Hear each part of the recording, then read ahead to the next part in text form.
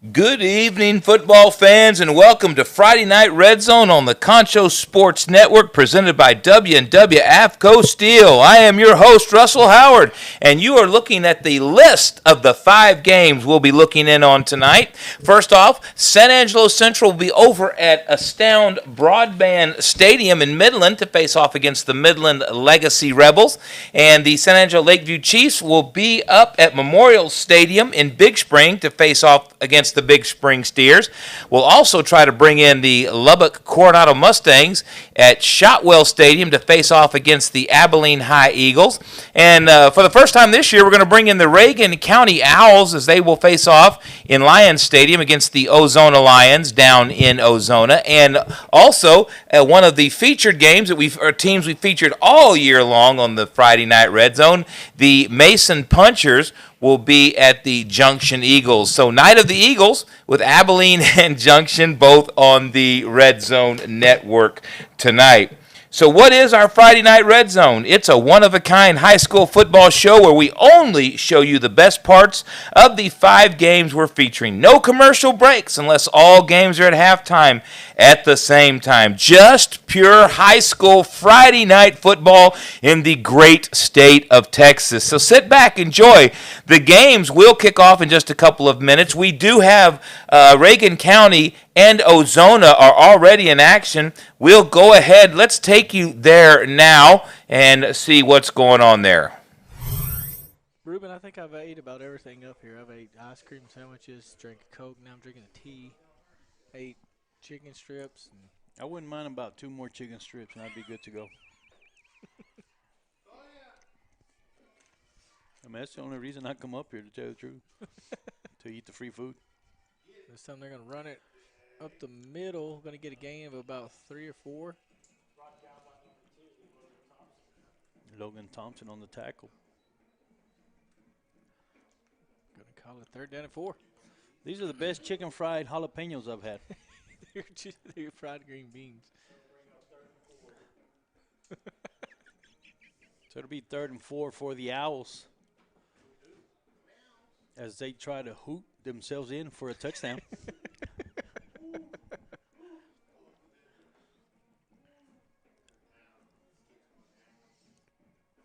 We got a dinosaur in the stands.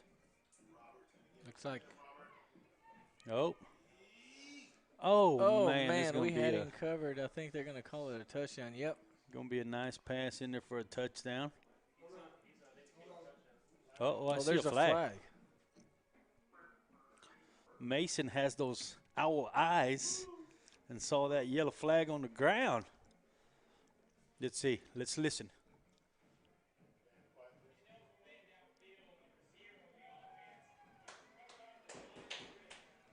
All right, well, that's. Man, I tell you, there's no tomorrow. Sounds like we're at the NFL All-Star game right now. Yeah. So here's you go, another shot, 3rd and 4. Yep. You know they're going to go for a pass again, so now Actually, be ready. They made it further now. It's about 3rd and 9. Well, why is that? Oh, because it was a penalty. It was a penalty. Gotcha. Here we go. Let's see. J.P. Garza almost had him there. Man. Yes. They're going to push him out of bounds. Push him back. And we'll take it.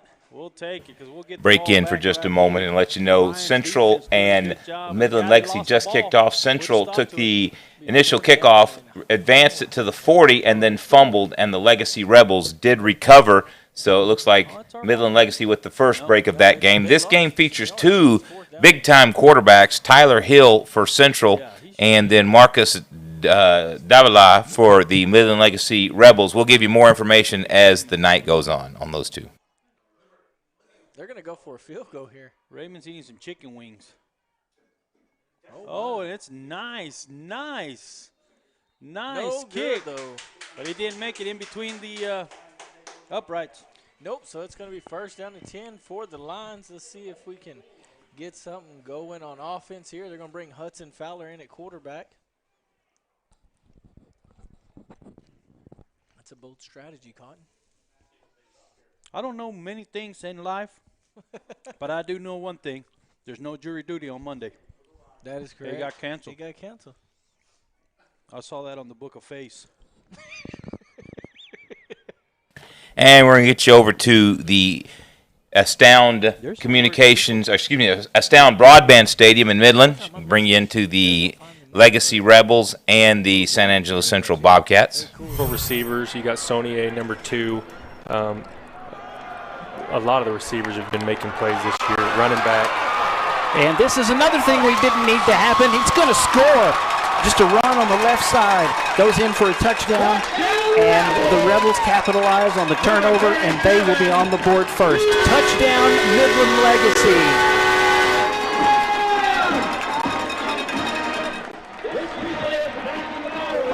I wanted to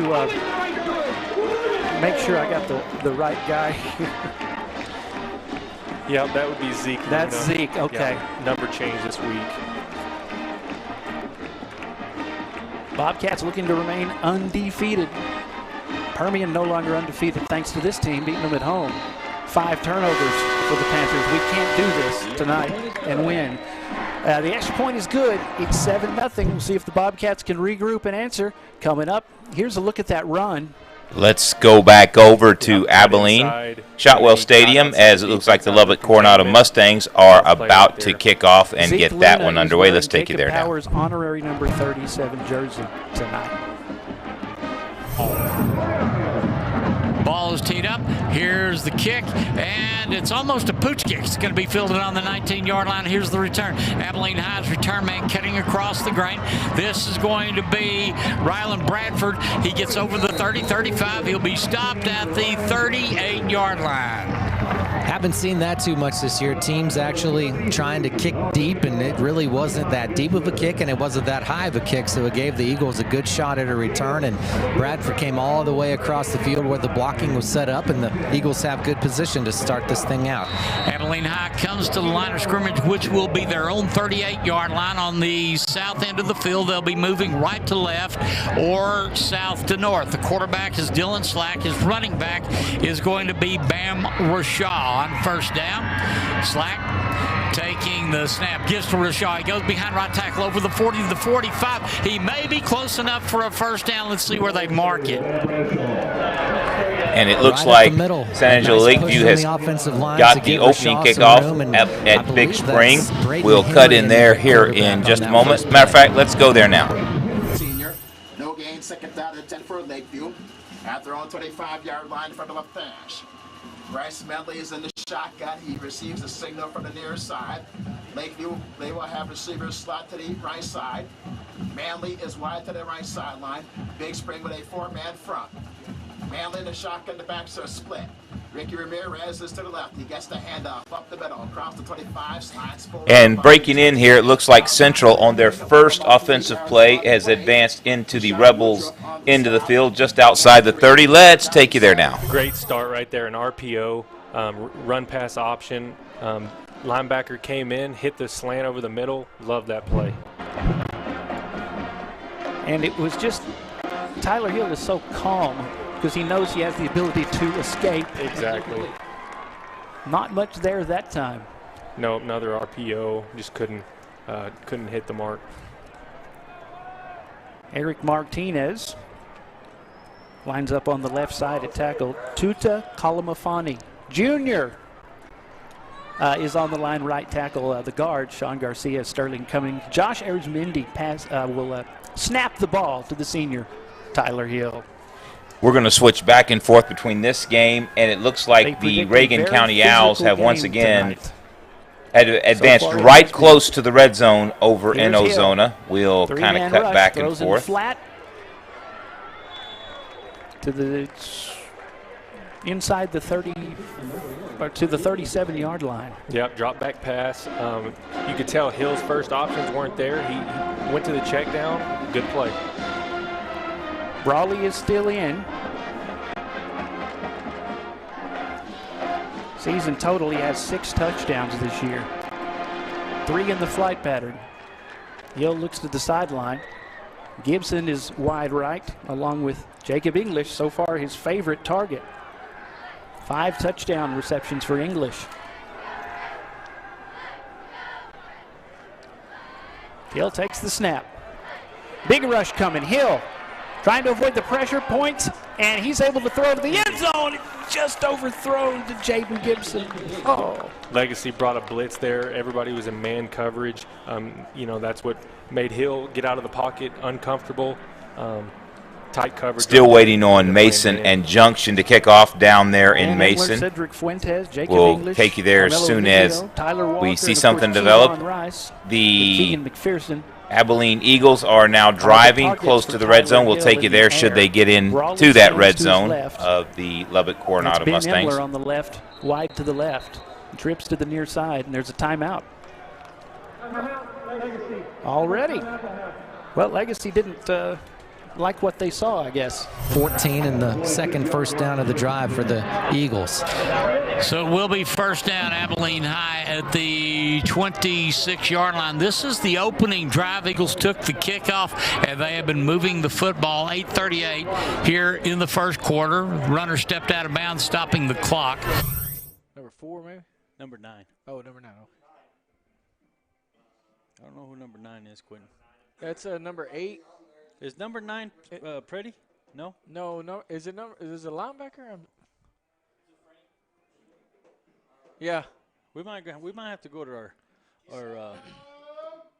they're going to find a spot out on the outside, and they're going to the ball is fumbled, and they're going to. So what happens right there? It's flags? Yep. So it's first and goal. And up in Big Spring at Memorial Stadium, it looks like the Steers have moved into the Lakeview Chief side of the field, just at the Lakeview 30. We'll take you there should something develop. 4:33 left in the quarter here, folks. Owls in the 1-yard line. First and goal. Oh, it's going to be a wide open lane right there for the Owls as they go in for a touchdown, first touchdown of the game. No score. 9 minutes, 10 seconds to play in the first quarter. Big Spring with the football from our left to our right. From the left hash at the Lakeview 28-yard line, second down at 8. And up the 4 up the right side, inside the 25. Cuts inside to the 20-yard line. Right off to the right side of the formation to the 20-yard line. On the stop for the Lakeview Chiefs is Braden Packard. That's a penalty marker down. That's called against Lakeview in front of their sideline at the near side 28-yard line. That would be a gain of 8 yards on the play. That stopped the clock with 8 minutes. One running a curl at the sticks, and the inside guy running a corner, and he kind of threw it in between both of them, and luckily it was a little bit too tall for the safety to go up and get, and now I think the offense stays on the field, 4-down territory here at the 23-yard line. And they're going to go for it on fourth instead of bringing the kicking team in. So the pass throws down to the right sideline. The pass is incomplete, too high for the intended receiver, Derek Wallach, down the right sideline. Incomplete pass at second down and 10 for Big Spring. Backfield with Rashaw. And on fourth down, Slack looks, throws. He's going to overthrow a receiver at the 15. No flag. Ball goes over on down. And the opening drive for the Abilene And Eagles. just a quick update. It looks like a blitz the came, Legacy and Rebels Slack had to held get on rid of fourth that one down and quickly. now Tried are to driving hook up in with Jackson Central's Howell end on of the the field. They just stop moved route inside at the the 40. sticks Should and they just get to threw the that one a scoring little bit zone, too high, didn't otherwise give him a known as chance the to haul Friday that Night one Red in. Zone, we will Drive take you comes to an there. end. Let's see what the Coronado Mustangs can put together as they get the ball on their own 23. 7:04 here on the first quarter clock. No score. First possession coming up for the Mustangs. And as they come to the line, they're going to have Gavin Ferron in the left side of the end zone, picked off by Michael Duran, his 5th interception of the game. on first down. Carroll looks, throws out in the left flat, and the receiver catches the ball, but he's going to be hammered back at the 17-yard line. Jason Henley makes the stop for the Abilene Eagles. Yep, they tried to set it up, kind of a screen to that 4-receiver far side of the field. Carroll got it out there to his man, and the Eagles were all over it for a loss of 5 on that play. Second down and 15 coming up now for the Mustangs. And Carroll dropping back, right-hander looking, throwing, and it's nearly And let's get you back over to Astound Broadband Stadium there in Midland. It looks like Midland has now moved inside the red zone once again. Good guard. Get us tired. Yeah, trying to move fast, disperse the ball to different players, and get in a rhythm. Here comes the blitz. Fumble. They almost got him. Oh, it's the blitz. Came right through. Quarterback dropped the snap, wasn't watching it. Defense capitalized. Look at Evan Arnold, number 9. Bam! Nobody was there to block him. Hey, I spotted that one, man. There you that go. Was it was like, come on and get us. There's nobody. And it looks like there's been a score over in Mason. Yeah. It looks like the Junction Eagles, perhaps. Let's take it there. Great instincts. He's running. He's a flat player. He's underneath in the flat. Pressure underneath, and Frankie just breaks on it. Frankie in the right spot. Frankie is very instinctive. Has had a great year. What a great way to start the game, Justin. Up 6-0. Offense hasn't even taken the field. And looks like we're... Caden Pizzola. Back to Midland now. Austin Johnson goes out. Timeout. Yeah. Didn't have the personnel they wanted on the field. Had to take a timeout. You could tell coach didn't want to. Stone will tuck this one on run. Walford in trouble, throws it in the back of the end zone. Yeah, got to throw it up and give him a chance. And Matthew King, using his body, comes up with the 2-point conversion. Kind of a scrum right there. Walford throws it up, gives him a chance. King comes down with it. 8-0, Justin, here. Not even a minute and a half left gone. As the punchers get an interception on 3rd down, take it to the house call by Frankie Boley, and then a 2-point conversion by the offense. Walford did a good job extending the play, thought he was going to take a sack, had a guy draped all over him, and just threw it up, giving our guys a chance, and King comes down with it. I don't think we could start any better. 8-0 lead for the Mason Punchers. And Wofford will kick it away. Over in Abilene at Shotwell Stadium, it looks like the Abilene High Eagles have moved into the Coronado Mustang side of the field. If they get inside the 20, we'll take you there. Same. But for now, let's go back to Midland. The Junction Eagles. But not quite there. Yeah, this is a big play for them. First 3rd down of the game. Keep them out of the end zone. 3rd and 1. Here comes the rush and the handoff. Inside the 5, that'll be a Texas Bank 1st and goal at the 4-yard line. Yeah, 1st down by Luna. Michael Howell was on top of him, number 90. Junior's out there. Oh, they had to get set quickly. There's a big hit. They stopped him right in his tracks that time. Yeah, trying to move the ball quick. Quick runs, trying to sneak up the middle. Good stop there. Hello, he just got introduced to Darius Floyd. And Floyd will be in his vicinity a lot. 1st and goal. They mark it at the 3. Man in motion. Davila, only a junior. Hands off right at the goal line. He's hit. And Zeke will get very close, but it's inside the 1-yard line. Another key 3rd down. Big opportunity here for the defense. Cowley on the stop initially. Yeah. Ran into a wall there. That's a good solid hit. Yeah. And the handoff, they try to stop him again, but he will wiggle his way into the end zone. And Midland Legacy, actually now we have a flag on the play. Stand by. Yep, flag. Okay. Oh, that backs them up, illegal formation. There you go. So it's still 3rd down. We have 6.5 to go in the opening period. Bobcats fumbled the opening kickoff. Rebels got the fumble and scored a few plays later. Big one here. This is 3rd down and goal. But they're on the 6. They were right at the goal line. Davila takes the snap. Throwing man wide open. Touchdown, Rebels. And it looks like Ozona, over in Ozona, the Reagan County Owls scored again. 23 left in the 1st quarter. And the Owls are going to put another one in the end zone.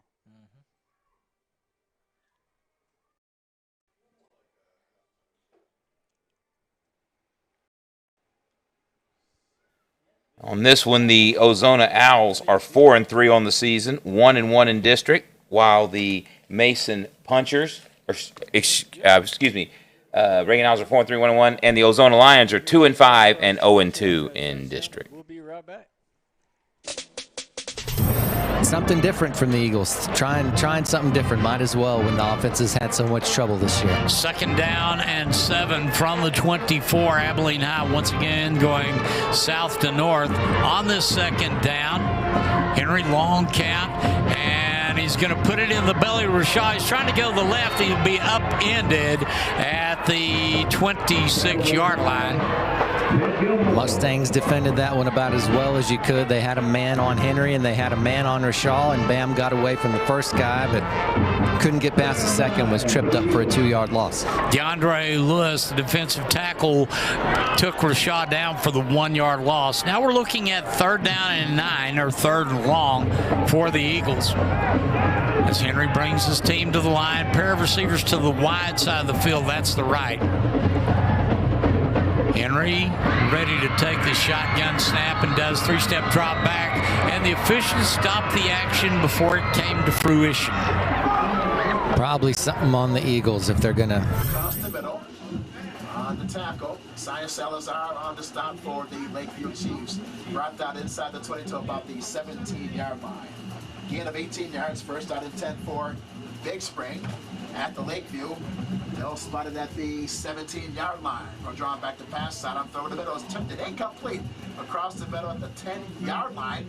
Fine defensive stop by Elijah Stone, the intended receiver. In this 4A Region 1 District 2 showdown, Lakeview 3-5 on the season, 0-2 in district, and the Big Spring Steers 4-3 on the year, 0-1 in district. Both the teams trying to get closer to a playoff spot out of that district. Receivers are slot left. The snap and the hand off the 4. Darts off to the right side. He's gang tackled. No gain.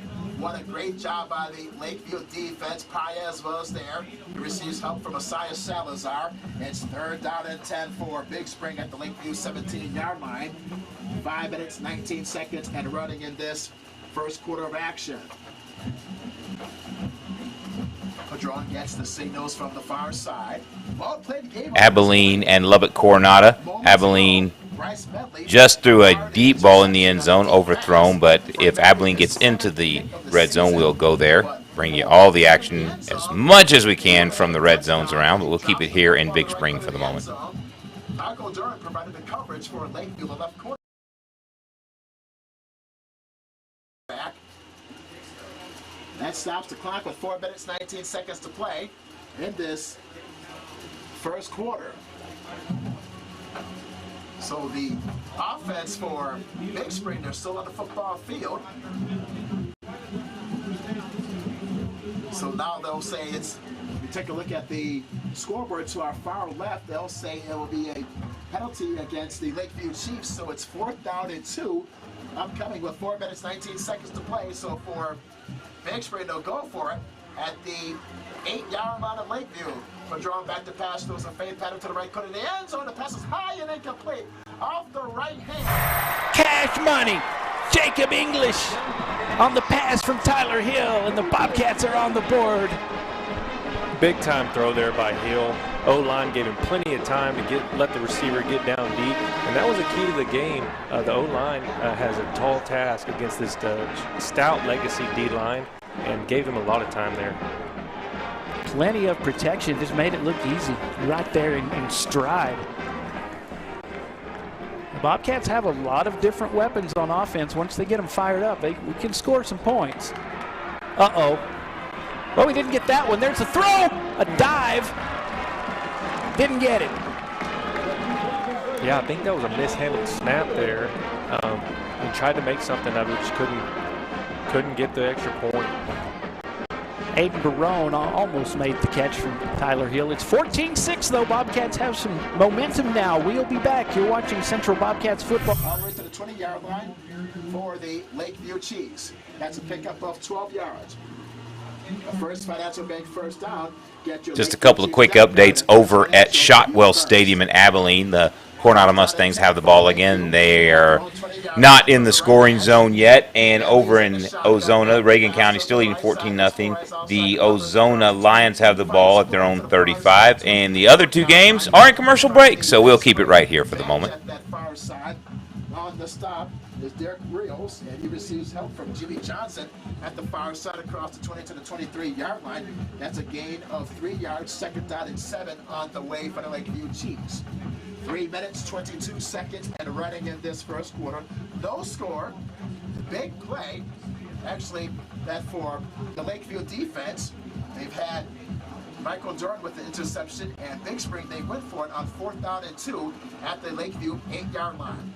Toss to Ian Cortez, bounces to the left near side across the 20 to the 25.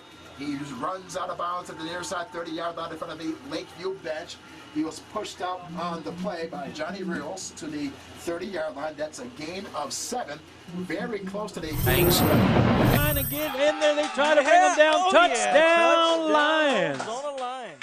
Yes, sir. We apologize that we took a minute to get to that one, but hopefully you saw the end of it. We'll see if they run a replay so you can see it from the get-go. It's going to be a touchdown. And it looks like we're having problems with the lights. Probably the balloons got stuck in the electric cords. The balloons from the Thursday game. Yeah, you had some go out, Quentin. They didn't come back on this side. Yeah, they did. Hey, a beautiful run by your Lions here with 13 seconds left. And I'm not going to say I'm Nostradamus, but I did say we were going to score before the quarter was over. 13 seconds left. Or what's that guy's name? I don't know. Christian runs it. Oh, baby. Is it good or not? Because I don't see anybody ever say. Right here. Okay. So it's good, right? Yes, with 13 seconds left, folks, your Lions are going to put a touchdown up on the board. Let's go back over to Big Spring. With 13 seconds and left. The Lakeview Chiefs on the move. We got a good 1-yard line. Here's that something was thrown onto the field. The official throws it off to the near side in front of the Lakeview bench. 2nd down and 10 for Lakeview. At their own 31-yard line. Manley's in the shotgun. Cortez is the one setback, hand up to Ian Cortez up the middle. He bangs his way forward. I want to take a moment and thank W&W AFCO Steel, the sponsor of the Friday Night Red Zone. They're hiring welders and fitters now. You can apply at 614 Arch Street. You can apply at www.afcosteel.com, or you can send your resume to kbarts at www.afcosteel.com via email. So, yep, don't forget that. They thank you, W&W AFCO Steel, for sponsoring the Friday Night Red Zone. We do much appreciate your sponsorship. The Lakeview Chiefs defense tonight. 2nd down and 15 for Lakeview at their own 26-yard line from the left hash.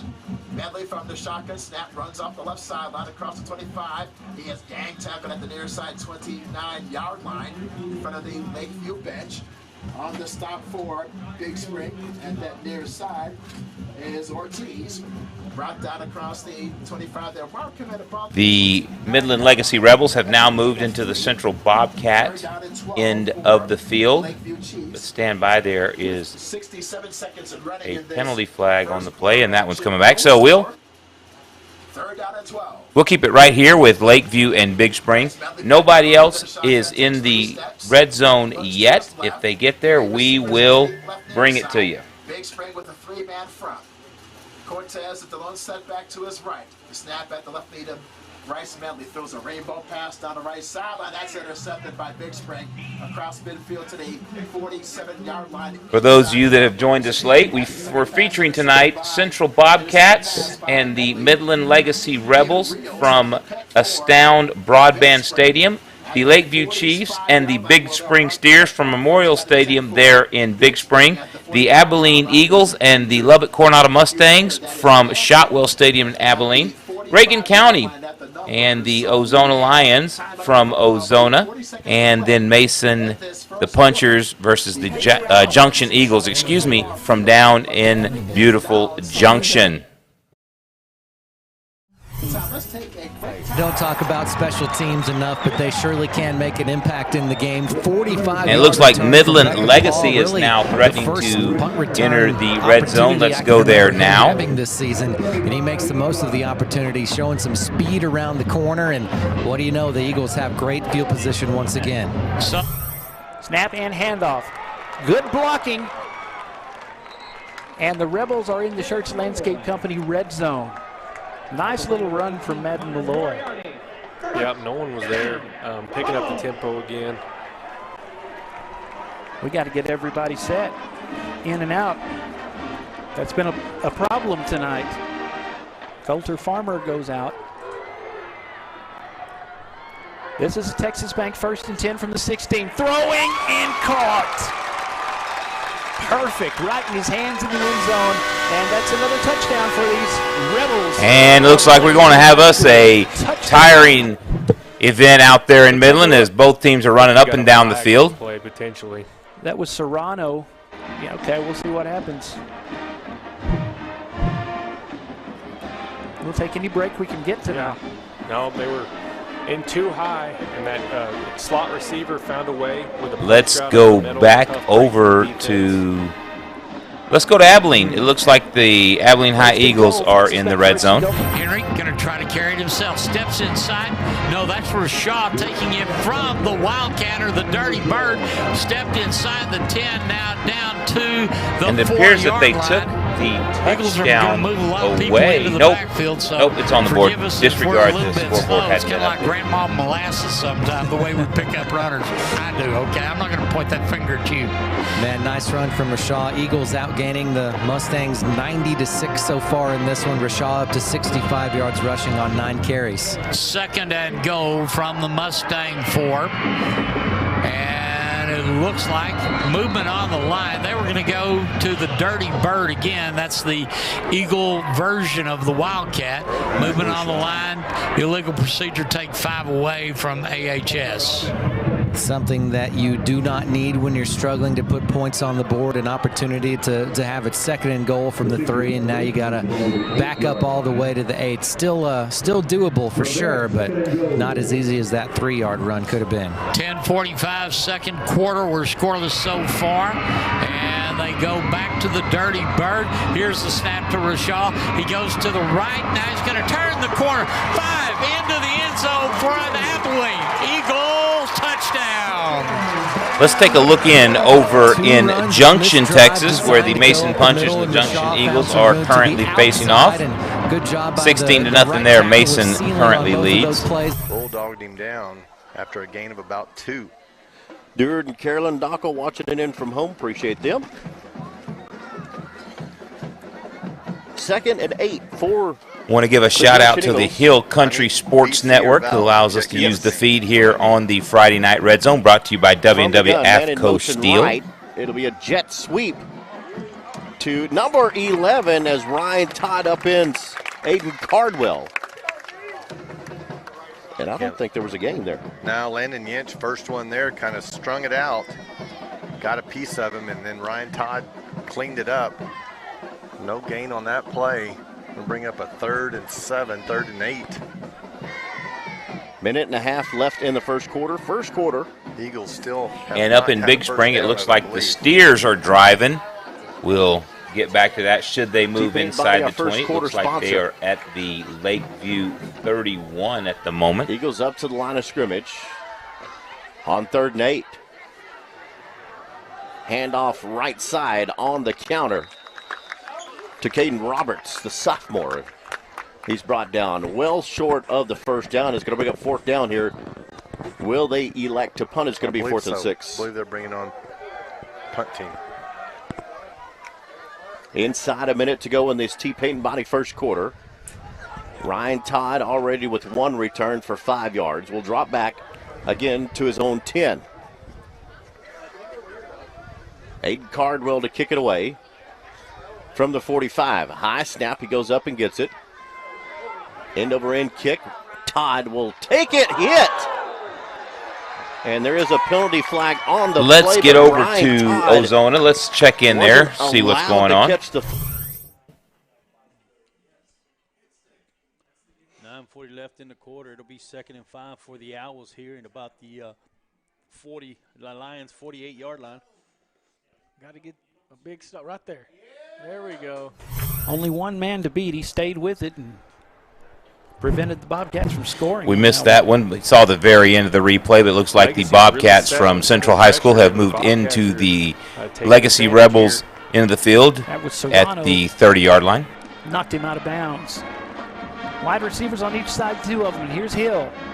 Takes the snap, throws in the flat. It's too tall and incomplete. I think they were going to try some trickery there. Yeah, pre-snap read. You can see that outside linebacker was a little too close to the box. Hill decided to throw the bubble just a little too high. Canyon Moses, Gilbert Hernandez, and Jarmar Robinson all have interceptions for this Legacy team. Jesus Robledo had a fumble recovery and a tackle in the end zone for that safety last week, too. They really take advantage of your mistakes. Yeah. As Hill looks to the sideline.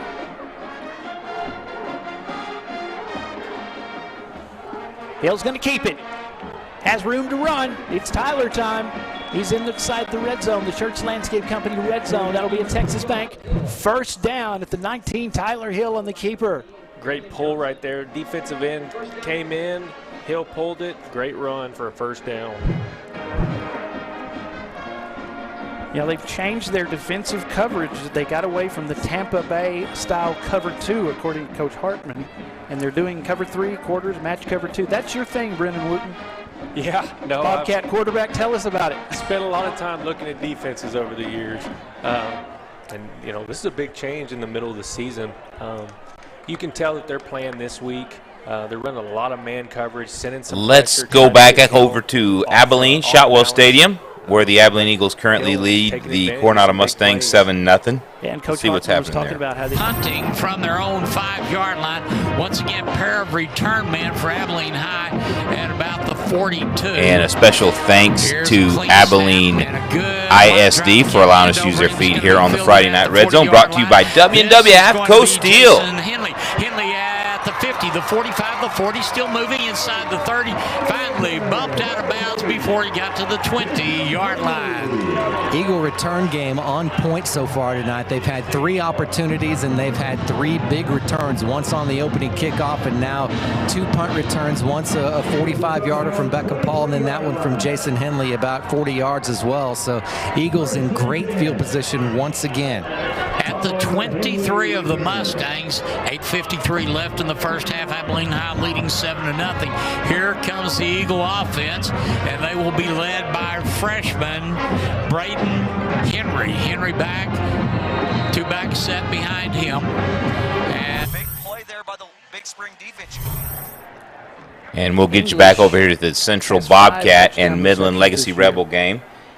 Want to let you know that if you're at home enjoying the game, you need one more thing to make it a perfect Friday night. A good meal. San Angelo To Go is the official delivery service of the Concho Sports Network. You can have great food delivered to your door right now while you watch this game. Just hit up the local guys at sanangelotogo.com or the Android and iOS apps to place your order. Some space, and he finds it and still going for it. He does not like to go down. Good job securing the ball, too. Tyrone Brawley. Yeah, big run here. Great job. Moving the pile. Big third down here. And it looks like the Abilene Eagles are about to move into the Coronado red zone. We'll give it a moment. If they get there, we will cut back and forth between this game. These currently the only 2 games that are in the red zone right now. 13-yard line. 2 receivers left for Hill.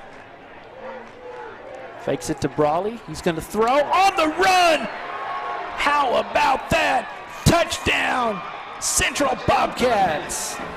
Ooh, they made that look smooth. Oh, yeah. A lot of deception there. Faking the handoff, hitting the receiver right there in stride. Great play. Wow. That's Gallegos. Let's get you over to Junction, where it looks like the Mason Punchers have moved into the red zone. Yeah. Walford give to Todd, looking for a crease. And Punchers able to push him forward for a few. Brings up second down for Mason. What about 2 on that play? Up a 2nd and 8. Clancy Osborne will check out of the ball game. 10 minutes left in the second quarter, brought to you by Heritage Ranch Sales. Camden Rabin, the sophomore center, will lead them to the line of scrimmage. Tackle over set here to the left. Look to them to run here behind this tackle over to the left. Here we are to the left. King trying to break to the outside. Gets to the edge, but doesn't quite get enough. He's close to a first down, Justin. About at the 10. Maybe about a yard too short. Call it 3rd and 2 at about the 12. Boy, he's super close. 3rd and 2 from, they're going to spot it at the 11, I believe. Well, is it the 6? I believe it might be the 6. 6. Okay. Yeah, we're at the 6. Get a first down inside the 5 here. Walford pitch to Todd. Trying to get the corner, going towards the pylon. A penalty flag on the play as Todd loses yards on the carry, but there is a penalty flag in the middle of the field. First flag of the night, and that has all indications of being a hold or a high-low.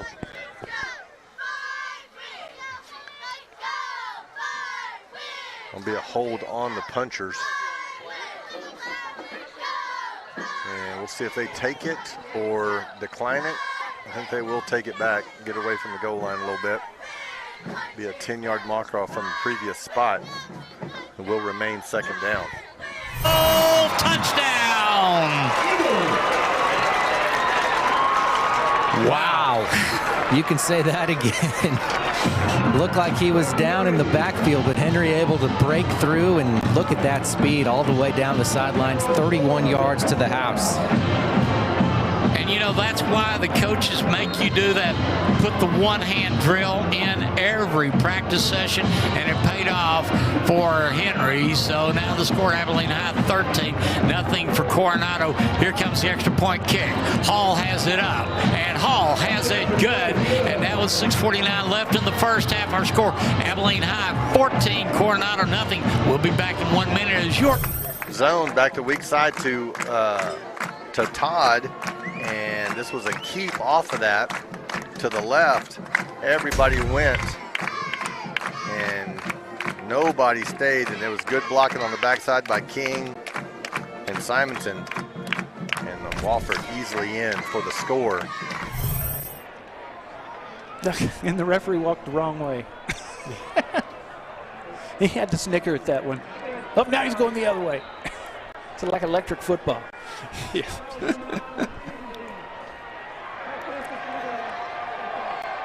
Okay, so it evened out there. Yeah.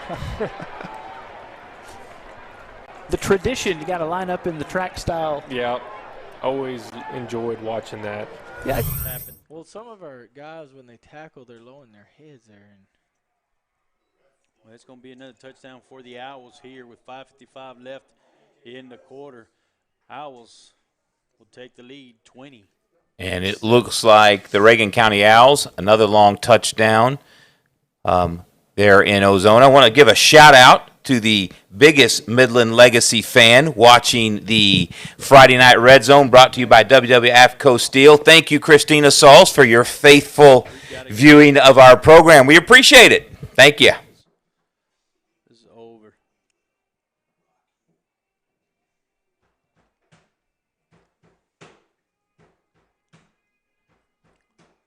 Mason now leading in Junction 22-0. Little bit maybe of an upset. No good. And that No. back and humped you. No, Mason 5-2. So that's, yeah, as expected, Mason taking care of business. well, they're going to get ready to kick the ball off. We'll be back when we hear some words from our sponsors. Braden Hymas, he's done real well. He moved in from California. He's starting There you defensive go. end, number 34. Get a taste of Texas football. And he can play, I tell you.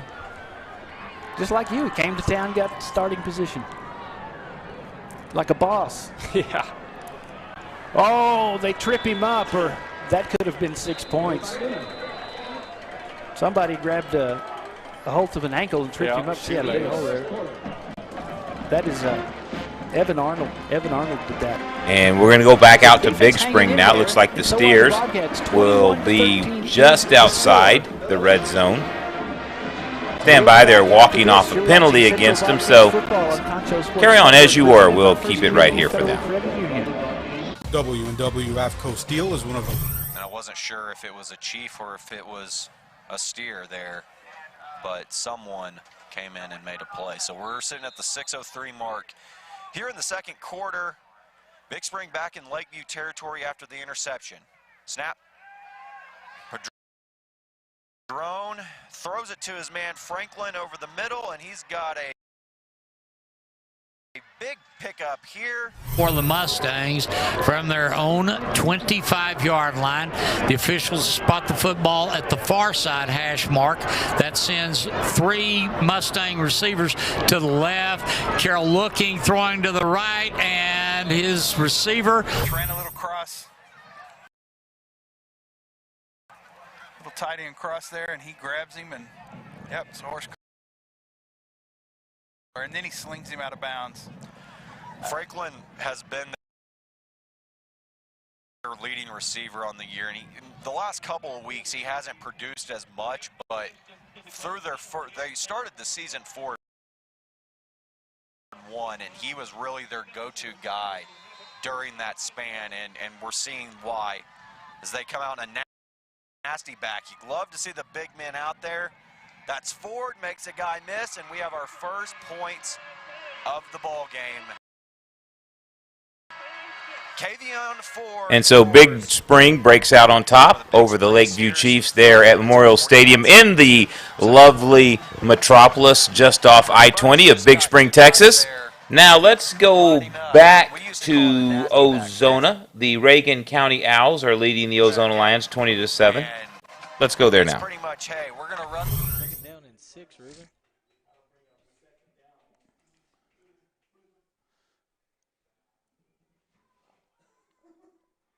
Once again, cross-country regional meet this weekend, I believe. Want to wish them a good luck this weekend. 5:18 left in the quarter.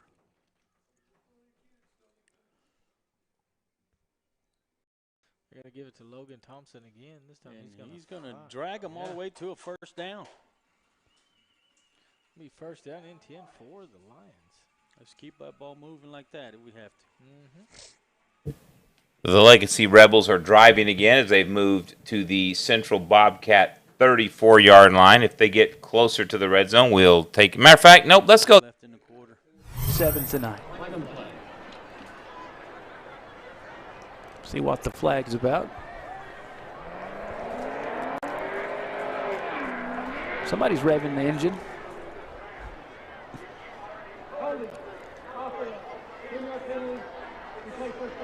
Got holding.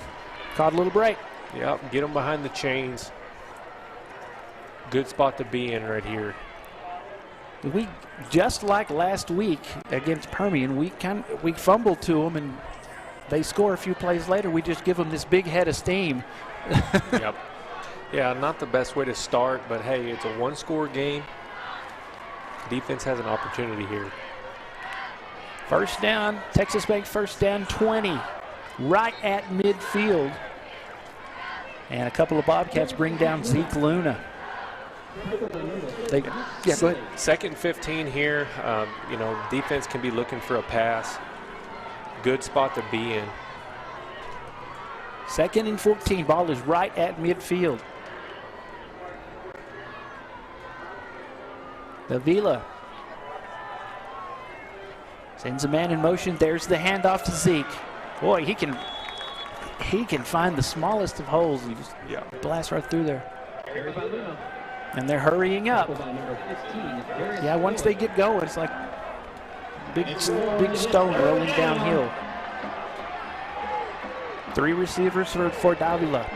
It's 3rd and 6. Big third down here.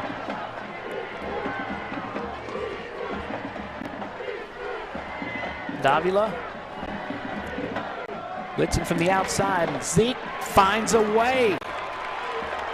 That's a Texas Bank first down. They had to run him out of bounds. Yeah, they're They're handing it to Luna quite a bit tonight, and he's finding the holes. Big play for Legacy. Connor Moriarty, the senior safety for the Bobcats, ran him out of bounds. Got a hold. Oh, again. Yes, let's let them break. Let's let and them now make some Midland mistakes. Legacy, the Rebels, shooting themselves in the foot as they've had a couple of first downs on this drive called back by the ubiquitous hold.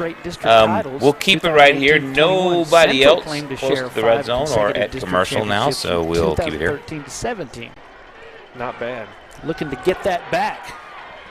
Here's the pass from Davila. Almost intercepted. Oh. Opportunity there to create a turnover, but hey, 4th down. Hey, Luke Gould, he has several interceptions this year. Oh, it was close.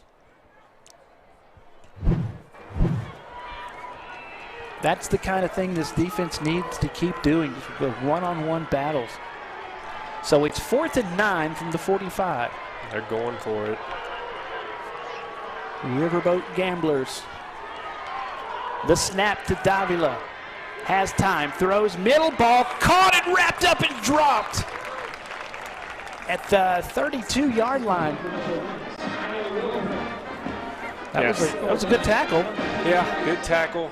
Slot receiver just ran to the first down line, stopped, got a first down. That's the first reception of the night for Skylar Wilburn, the junior. To the outside, Davila's going to run it. Bobcats all over him, but he gets a Texas Bank first down close to the Schertz Landscape Company red zone. They're going to mark it at the 21, move the sticks. Just over 9 minutes to go in the half, trailing 21-13. You know, it's frustrating when they make some good defensive plays and then something simple, a run, gets them after that. Yep, throws them off balance. Oh. I think they moved. Yep. The Bobcats are having some opportunities getting Legacy behind the chains this drive. You see big James Burney coming out. Get a breather. Now Luke Staley comes in, the junior at defensive end. Two backs, an offset formation. Zeke, man, can he run? Zeke Luna. It was Logan Engel that got him right here. That's a hard hit. Good hit. They're running the hurry up. Luna hit inside the 10-yard line in the Schertz Landscape Company red zone. They've been here several times. It's a Texas Bank first down. That's 1st and goal. Davila. Hands off Zeke Luna. Inside the 5. Close to the goal line. He reached out for it. Did he get it? No.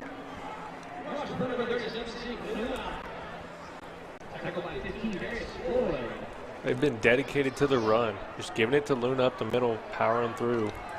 Looked like there's some confusion among the defensive line. Hey, he takes a hit and he scores. Zeke Luna, some tough running. They basically ran all over us on that drive. It's a touchdown for Midland Legacy. Let's take you back to Ozona and see what's happening over there as Midland Legacy continues to dominate at the line of scrimmage. First down and 10 for the Lions. They are in the, for the Owls, they're in line territory now. And that's what they're going to keep doing the rest of the quarter, Quentin. They're going to be throwing that ball. We just need to set up and here we go, here we go, here we go.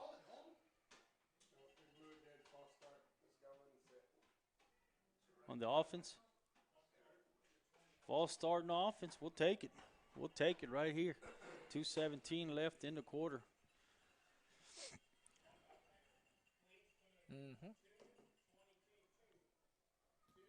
And let's get you back out to Junction. Looks like the Mason Punchers have moved into the red zone now. For the two seniors. High formation behind Wofford. Inside trap to Boley. Fallen behind Hunter Goodwin. And Frankie Boley into the end zone. Same play we've run a while ago with earlier in the game, this time to Bowley with Hunter Goodwin leading tight end, pulling back inside. Little inside handoff, pulling the tight end. And Hunter's got to get going, get out of the way. Bowley said, get out of my way. I got to go touchdown to score here. Punchers. And Mason now leading, pending the extra point, 28-0 over the Junction Eagles in Junction, Texas tonight. Let's see, nobody in the red zone at the moment. Let's get you back out to Shotwell Stadium up in Abilene, Texas, where the Eagles are leading the Coronado Mustangs 14-0. Let's take you there now. Back the ball. This is going to be Finch. He tried to go to the right. He didn't go right enough, I guess, and he was stopped. Down right outside of the 10-yard line. So we'll take you back to Big Spring. It looks like the Steers have moved into the scoring zone now, although there might be a flag on the play. Typically, that's what you would think. But we have experienced some interesting things tonight, as we said, with all the hecticness. And Adrian Flores was there to push Franklin out of bound. And they are getting your holding call. Yep, holding. And while we've got this brief second, Wallhawks 35, TLCA Eagles nothing. Midland Legacy 28, San Angelo Central 13. Out at old Grande Communication Stadiums, my old stomping grounds, Midland, Texas. Yeah. We got not a Lee Rebel, or excuse me, a Legacy Rebel. Legacy Rebel there. Forgot there. Padron getting pressured. He's gone about 10, 15 yards back, and he'll finally decide to call it a loss and throw it away. Now we're seeing good sportsmanship from both teams, patting Padron as he gets up. And Central just now moved inside the Midland Legacy red zone. Let's go there now. Kevon. Play action pass, had all kinds of time. Oh, that's nice. Great throw. Dropped it in the bucket. Kevon Rice. Yeah, you have to worry about time. You know, everybody looks at Tyler Hill's running ability. That young man's got a little something with that arm. I'm going to tell you what, that was an impressive throw that he dropped right in the bucket, as you heard Brennan Wooten say. Just an outstanding young man. Kevon in motion. Handoff, Tyree Brawley's got a hole. Inside the 10, gang tackle, they throw him backwards. Oh, this is a physical game. They are hitting tonight. Good old-fashioned little Southwest Conference showdown. Yeah, you never know what's going to happen week to week. Great way to start that segment right there. Doing a good job keeping them off of Tyler Hill. Yes. Great protection, and that was a key to the game. The O-line is doing a great job. To Uta Kalamafani Jr., Sterling Cummings, Josh Arizmendi, Sean Garcia, Eric Martinez. Hill rolls out, throws! It's caught. Caught. Escaping pressure, got a flag down. Boy, that was nice. Oh, so the pass to Gallegos, nope. After a hold, it backs the Bobcats up. Not sure and breaking in real quick, Abilene High has moved close to the red zone. As they get inside the 20, we'll go back and forth between these two. Some more adversity. Cats find a way. And they do it in Midland. They already took care of the Bulldogs of Midland High. They took care of Odessa High. Now it's time to take care of the big guns in the district.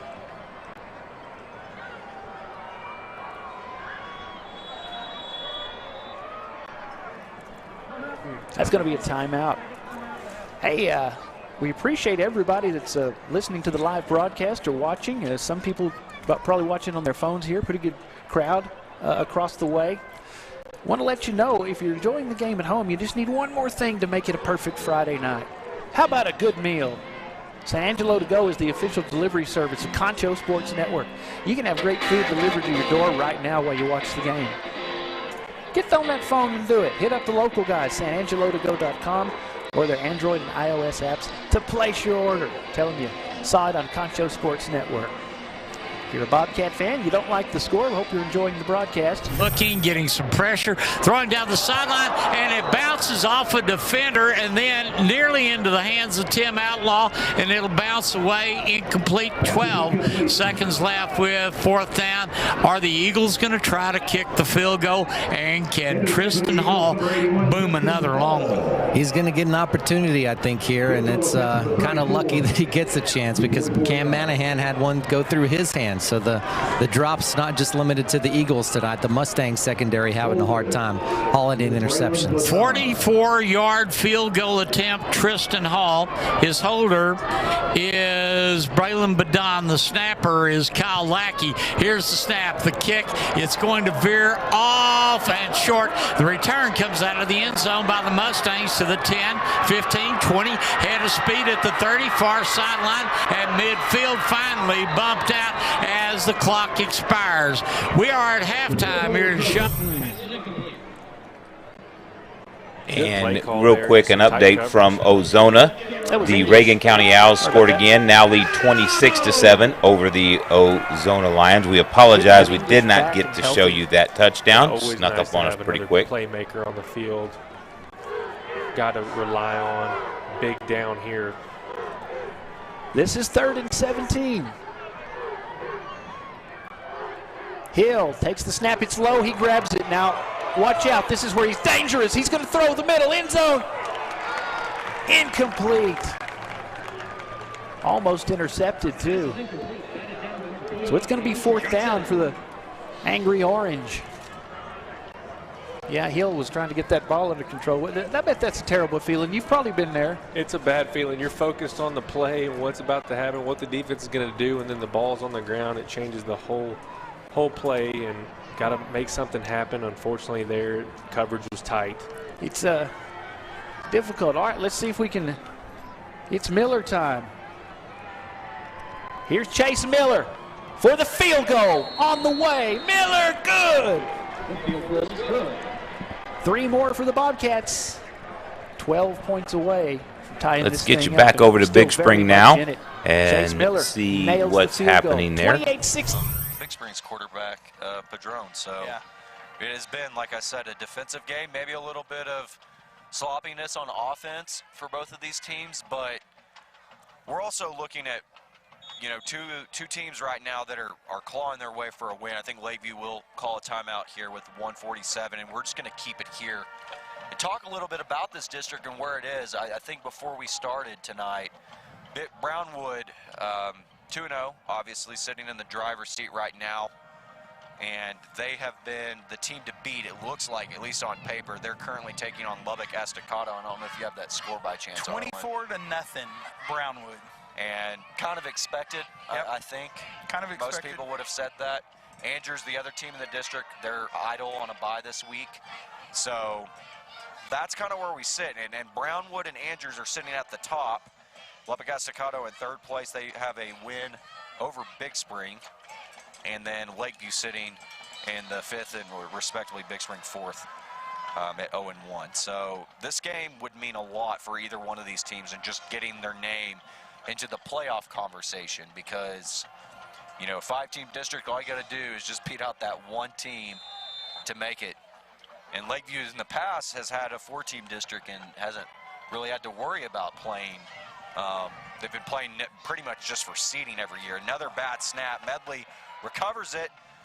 He looked like he wanted to throw it down there, and it might have been a smart thing. I think he was about to make an errant throw there, and I think he did the right thing. He just got down and took the loss. Took that loss.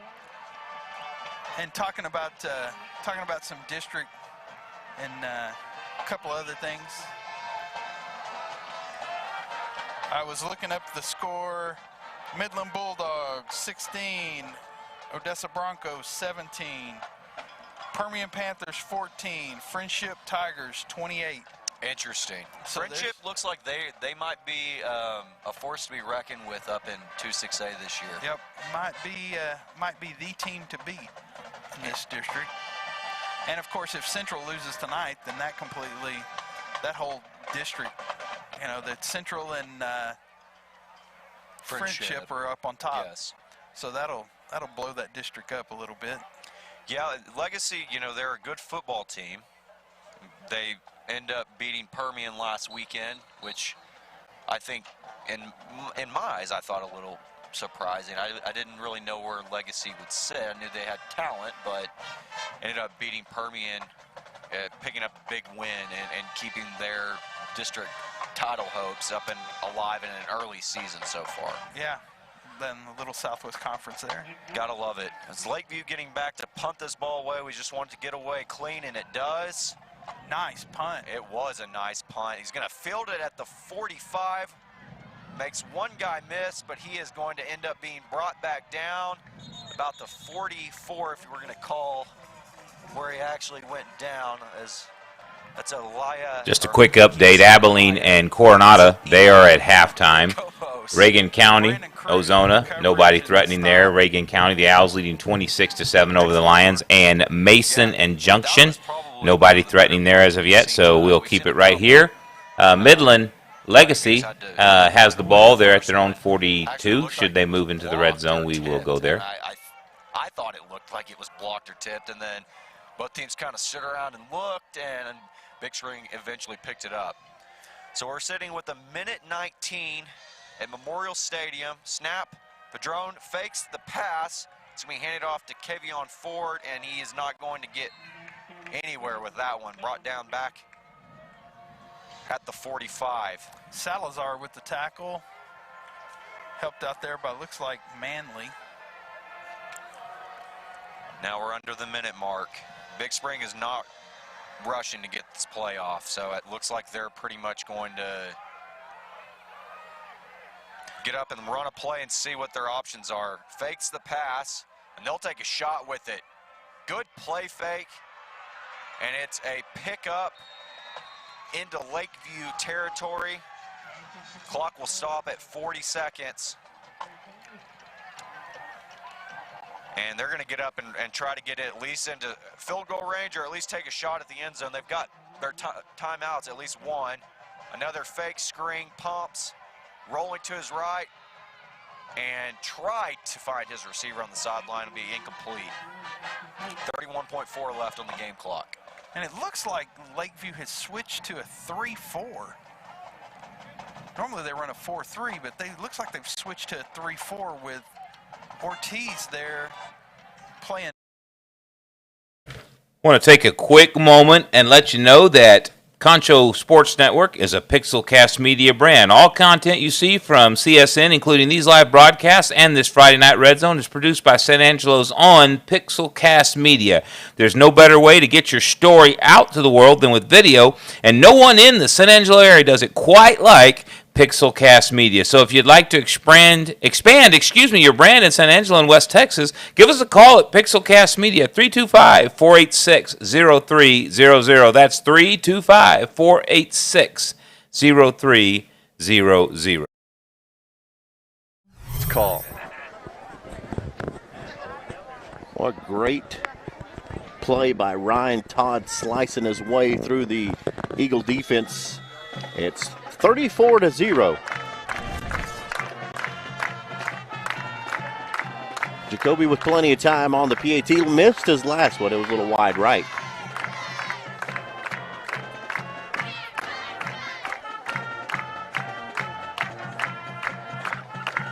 Penalty flag. I think Junction was offsides. I think this will be a decline. And this should be good, I believe. Yep, it is. It looks like the Big Spring Steers are driving, as are the Legacy Rebels. It looks like they're down to the 20. Let's get you there now. And it's well, they've been lulling the defense to sleep. Steady dose of handing it to Luna, and then a big pass play right there. And this may be it. Plenty of time throwing in and out of the hands of the intended receiver in the end zone. Aiden Serrano couldn't hang on to it. Great coverage right there. Yeah. Had two guys on the defender. Seth Mariano, one of them, and Jacob Saldivar, who's putting his hands up like, hey, that's not interference, that's just playing ball. So, 2nd and 10 from the 19. Three-man front. Zeke Luna out of a tackle again. You can't arm tackle him. That's going to be coming up with a big interception there for the Chiefs. And when I say big, that was a big interception because you're keeping Big Spring off the board. You don't even let the kick. And he will get into the end zone standing up. Oh, these Rebels are good, and they're on a roll. That's a touchdown. Zeke Luna doing the honors, and it's not the first time tonight for him. On the handoff from Davila, yeah. We usually get right to it. Michael Howell was right there by him. Yeah, just a little late. Hard to grab onto him. It's 34-16. They will get the ball first in the second half, so the Bobcats need to respond and do something. Got a Chase Miller field goal. And here's the extra point. It's up. And it is good. 35. Well, down this one, they'll take it into Looks like 3 of our 5 games are now at halftime. We'll keep it with the Midland Legacy game. And when we go to halftime, we'll show you some of the different bands from around the area tonight, give you some looks. Established in 1927. Chiefs, we're going to take a break. We'll come back and talk a little bit about the first half and then probably send you out to the bands, but you're watching Lakeview Chief football. I want to give you a quick opportunity and let you know that if you're at home, you're hungry, you're watching Red Zone tonight, you just need one more thing to make this a perfect Friday night. A good meal. San Angelo To Go is the official delivery service of Concho Sports Network. You can have great food delivered to your door right this minute while you watch the game. Just hit up the local guys at sanangelotogo.com or their Android and iOS apps to place your order. You ought to go check it out. The number of restaurants they have that are on that. I'm getting hungry just thinking about it. I wonder if I can call from the studio and get me something delivered. But San Angelo To Go, tell them Concho Sports Network sent you. Past the 30, some decent field position to work with. Jacoby Yates got it. But you've been in these situations. Do you remember a game you just started getting frustrated at some point? You know, there's always games like this, but you know, there's a lot of time left, and this is a drive that could help us move into the second half on a good note. 2.5 minutes left in this half. Need to try to get some points on the board. End this on a high note. Get back into it a little closer because they received the opening kick because they deferred. So you're going to have to deal with this offense immediately. And you hate to think of what could happen. Don't let this get out of hand. Hill, fake the handoff, fooled me. Throws to the sideline, just throws it away. He had guys all over him. Yep, Lee was expecting it. Got some flags on the field. Jesus Robledo is the linebacker wearing number 44 along with Ryan Carrasco in pursuit of Hill.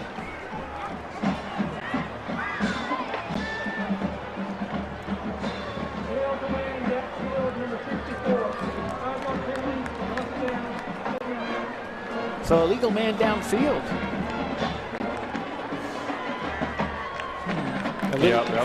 That was a run play, and Tyler Hill had nowhere to go with it and decided to just throw it out of bounds. Had some linemen downfield. It happens. Yeah, he can make a lot of plays, but that was wise of him. Just throw it away. You don't have to make a play every time. Just be safe. We don't want a disaster to happen. 2nd and 15 from the 30 after the penalty. Here's Hill.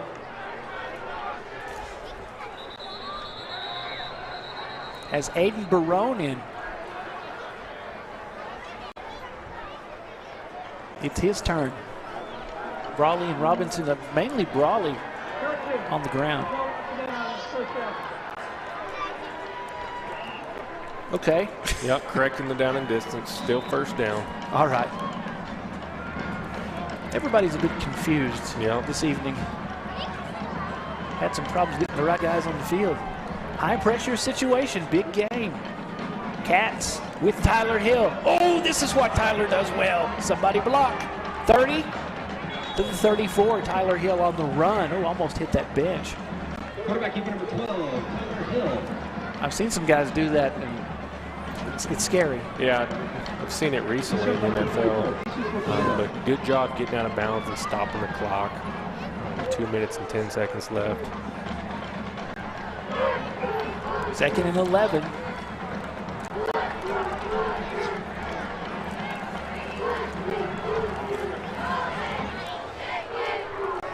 Hill with 16 of 20 passes, 196 yards, 4 touchdown passes last week. Rushed 13 times for 123 yards, and he's going to go long into a crowd, and it's incomplete, out of bounds, double coverage. Yeah, it looked like it was going to be single coverage, and that safety followed Hill's eyes. Just nothing was there. Let's make some noise, Revelation, for 3rd down. It is 3rd down. We have just over 2 minutes to work with. Timeouts left, none. I didn't realize we were out of timeouts. Here's Hill. Protection, going long again. Into a crowd. Oh, it's overthrown. Just missed him. Well, what happens when he is on the money with that in the second half? I mean, he was off a little bit, but, you know. It was close. It's there. We got a flag down. That was English, the intended receiver. Seeing a lot of flags in the second quarter.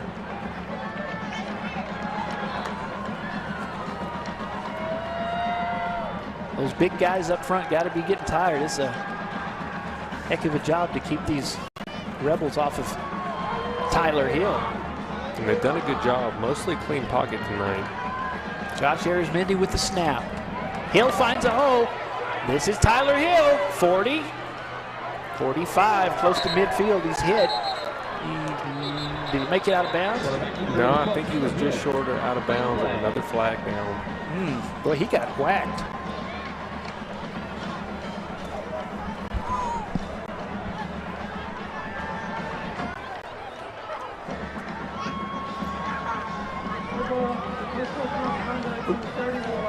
There you go. Personal foul. Getting a little chippy out there. I think that was Trace Lowe, the linebacker. Hill came up with his shoulder pad sticking out. It was a hard hit. Let's see this. Trying to get out of bounds. Oh, he cuts it back inside and goes airborne. He did hurdle somebody earlier this year. He made everybody nervous. He can do it. His parents. Athletic. That was a costly penalty for Legacy. Flipping the field. Let them get frustrated. Bobcats climbing back into the game, and here's Hill. Protection is good. Hill throws. It is caught inside the Shirts Landscape Company red zone. 16-yard line, and they move the sticks for the Bobcats. That was awesome. Clean pocket. Perfect throw. Tyler Walker, the senior. Moving with some tempo. The clock's running. Plenty of time, though. He had one catch last week, but he is one of those options that don't forget about these other guys. It's not just English and Kevon.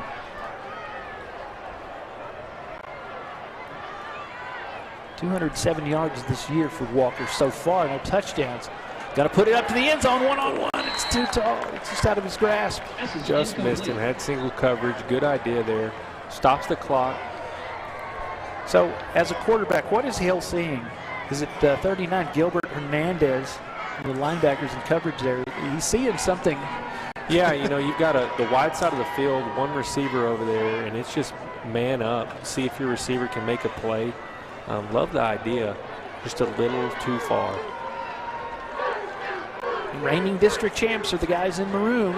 They would like to do it again after kind of a rocky start, but they played some really good teams. And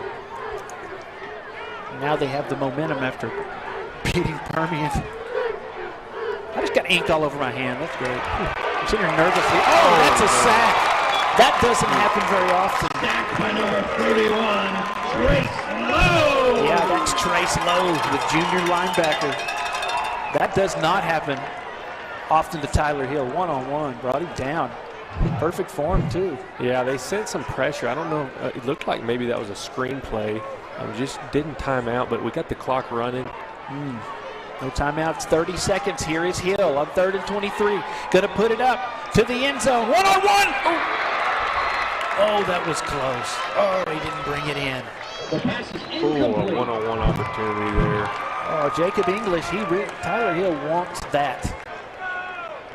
That's a good matchup. Yeah, oh, man. So close. Another clean pocket. That O-line's doing their job. They really are. Down! Got to say, they're playing tough. So it's 4th and 23. And here comes, it's Miller time. Chase Miller. About a 45-yarder. Whoop. He's going to try to ice him. Ice him, yeah. Timeout Legacy. We'll go ahead and keep it here. Coming up, we have a band performance, the Texans, Pixelcast Media halftime show. We'll talk about what has transpired. There's still a lot of football to play. If we can just put some more points on the board right before we go to the locker room and don't allow something dumb to happen like them run back the kickoff. Yeah, exactly. You know, there's been some costly penalties on this drive, but if we can come away with 3, that would be ideal. Roger Sport, always the right choice. Hill will hold if they stick with that original idea. Yeah. Ball is on the 28.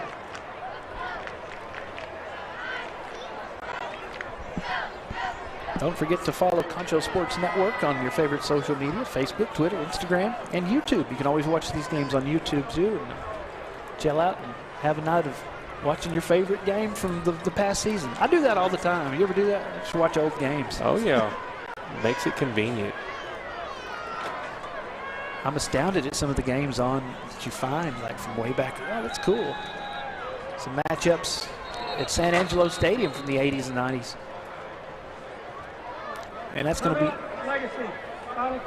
that's their final timeout for Legacy. And then hopefully we'll be accurate. Chase Miller is so reliable.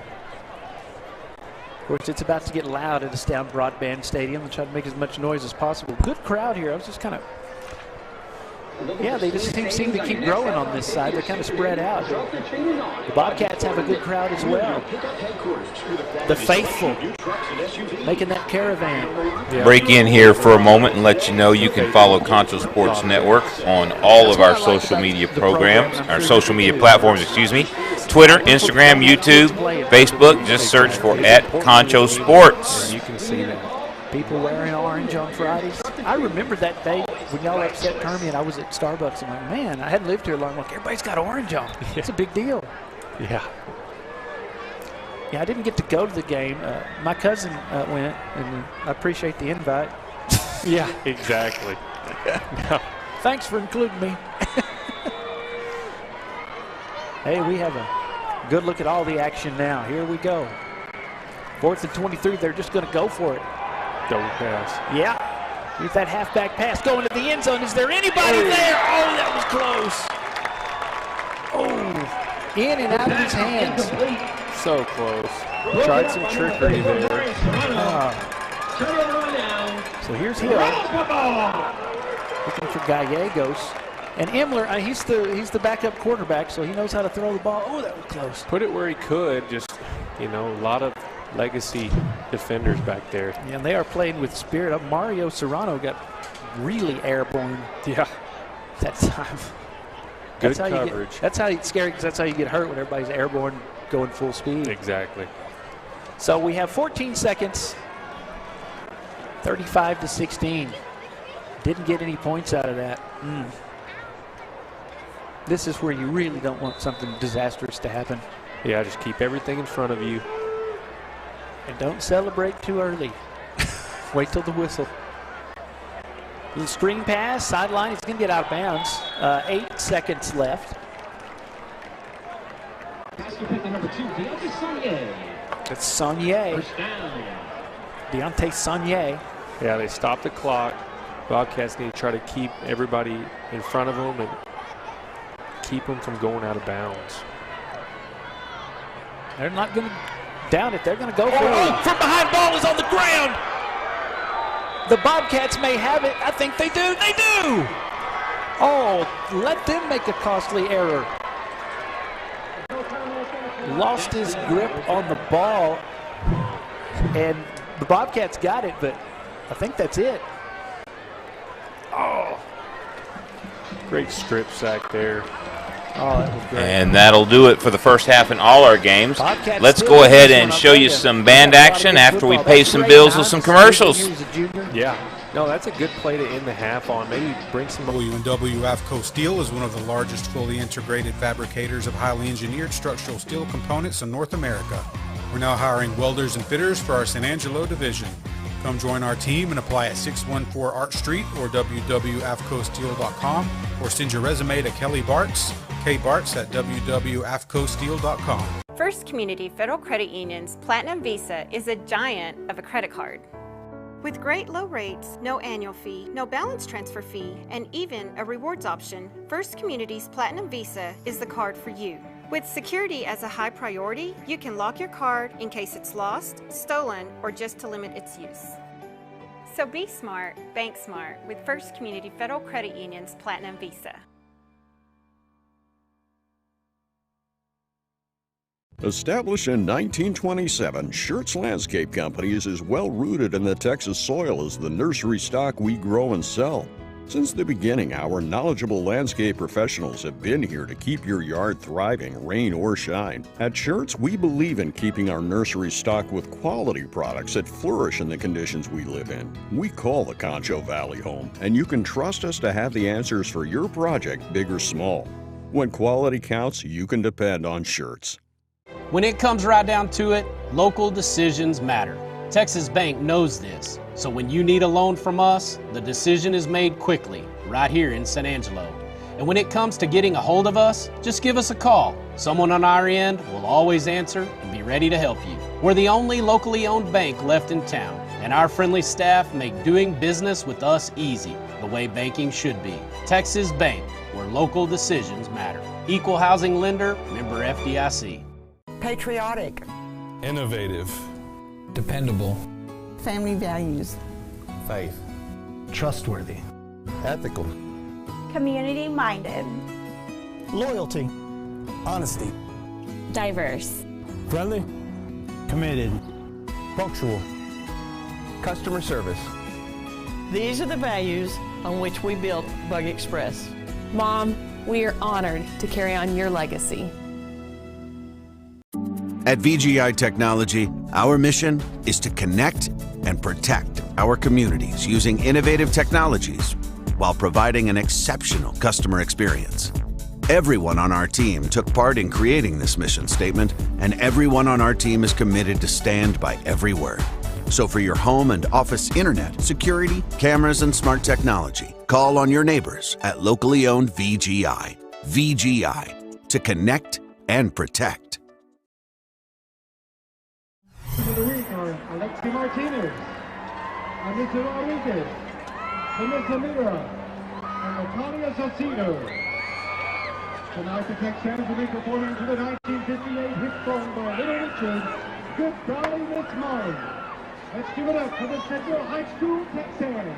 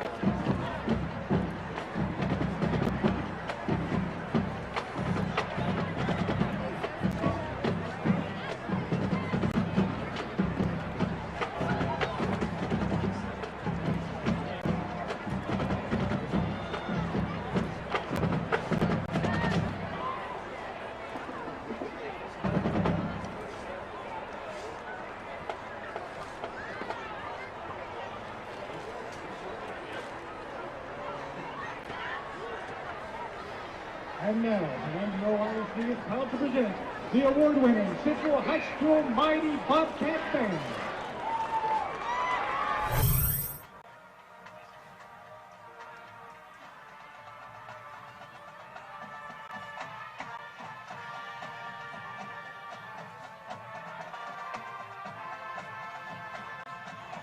And it looks like we're back from the halftime break over in Ozona. Let's get you there now. Mason and Junction will be kicking off here shortly. Lubbock, Coronado, and Abilene looks like they're taking the field again. Let's get you back to some live action here in Ozona. Make it a close one before it's said and done. See if we can get in there. There's going to be a flag. So that's going to move it back to second down and 17.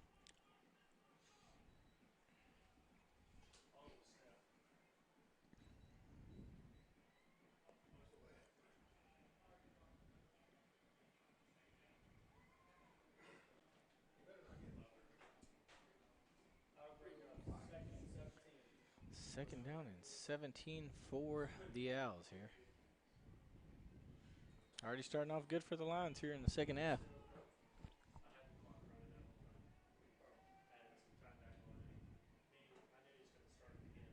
Looks like they're going to pass the ball here. They're going to go deep out here. Oh. Pass interference again.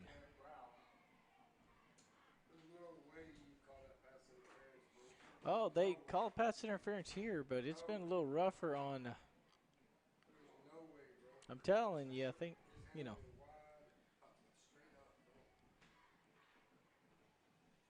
I don't even think that man could keep up with the play.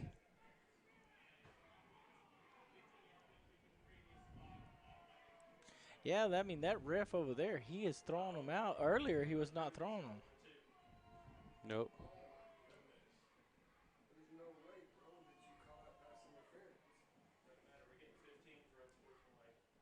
Looks like there's another flag over here on the other sideline.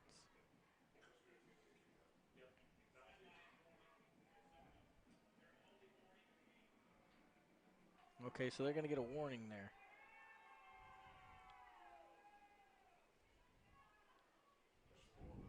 Who's getting a warning? We got a sideline warning.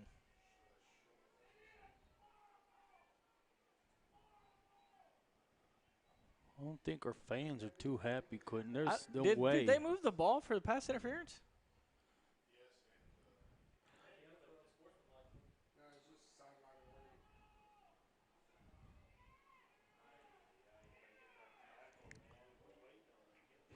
It looks like they might get a first. No, it's going to be second down in inches. Oh, yeah, I forgot it was second down. Oh, there. Never mind. He said first down. Oh, my goodness, Quentin. No measurement. No, just first down. Yeah. Just Oprah out here. You get a first down. You get a first down. That's probably an ex-Owl over there. That's what I said in the start of the game. Yeah, you did. I'm agreeing with you. He probably works at Jet and Big Lake. Yeah. He sponsored the walk, the walking owl.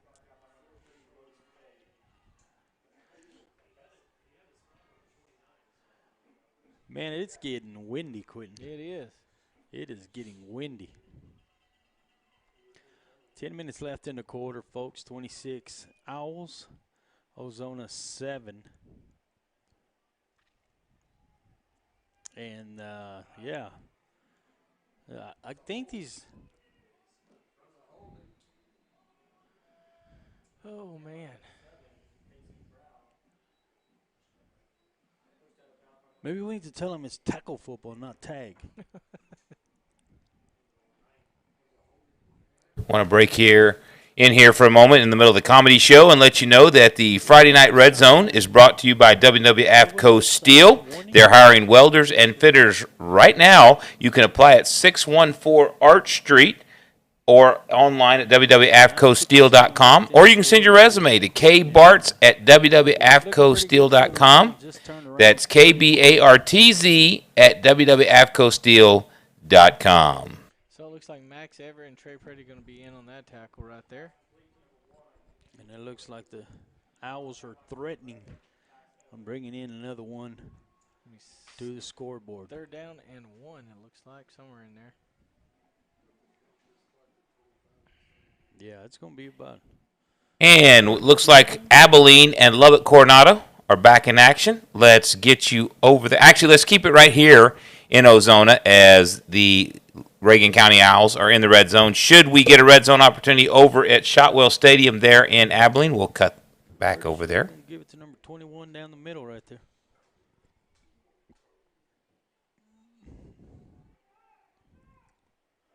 Oh, they're gonna put another one in for a touchdown as the Owls will put in number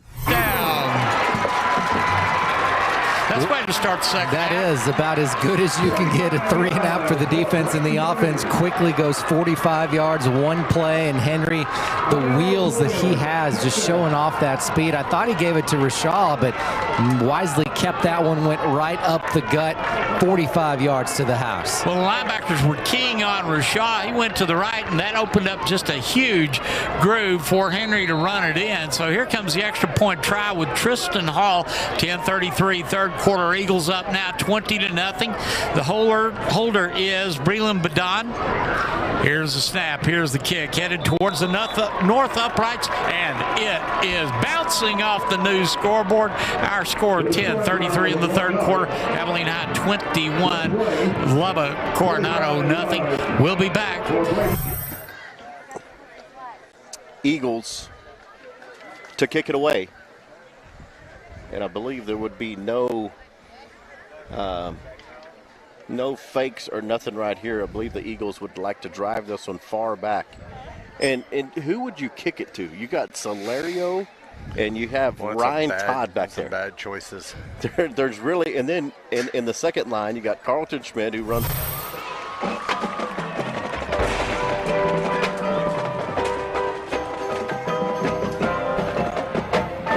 Three of our 5 games still at halftime, so we'll give you a little look at the band here. Nobody's in the red zone at the moment, so enjoy the band.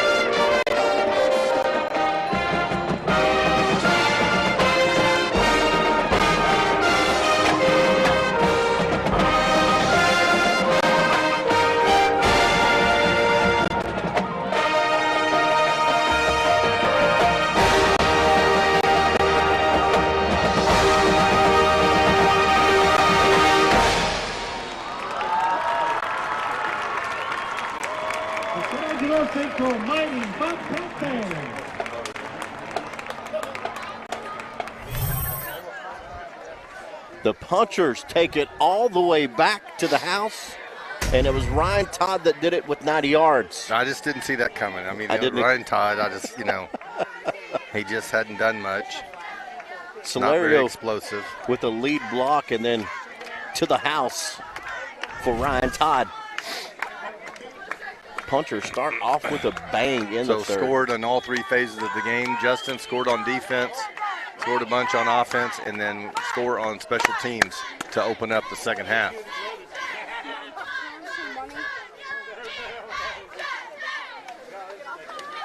Jacoby with the PAT. Yeah, it is. Let's get you over to Shotwell Stadium in Abilene. See what's happening there. 42-0.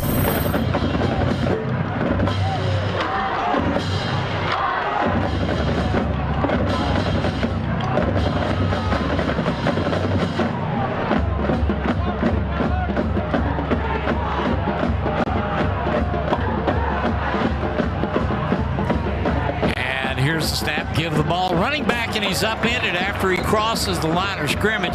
Good contact for the Abilene Eagles. Making that tackle for AHS is going to be linebacker Zach DeVille.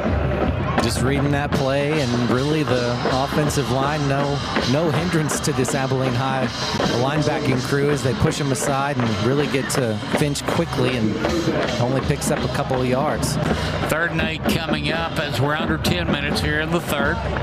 Once again, Carroll in the shotgun, and he's going to roll to the left. Right-handed quarterback wants to throw out in the flat, and it's nearly intercepted at the 30-yard line, nearly with a pick.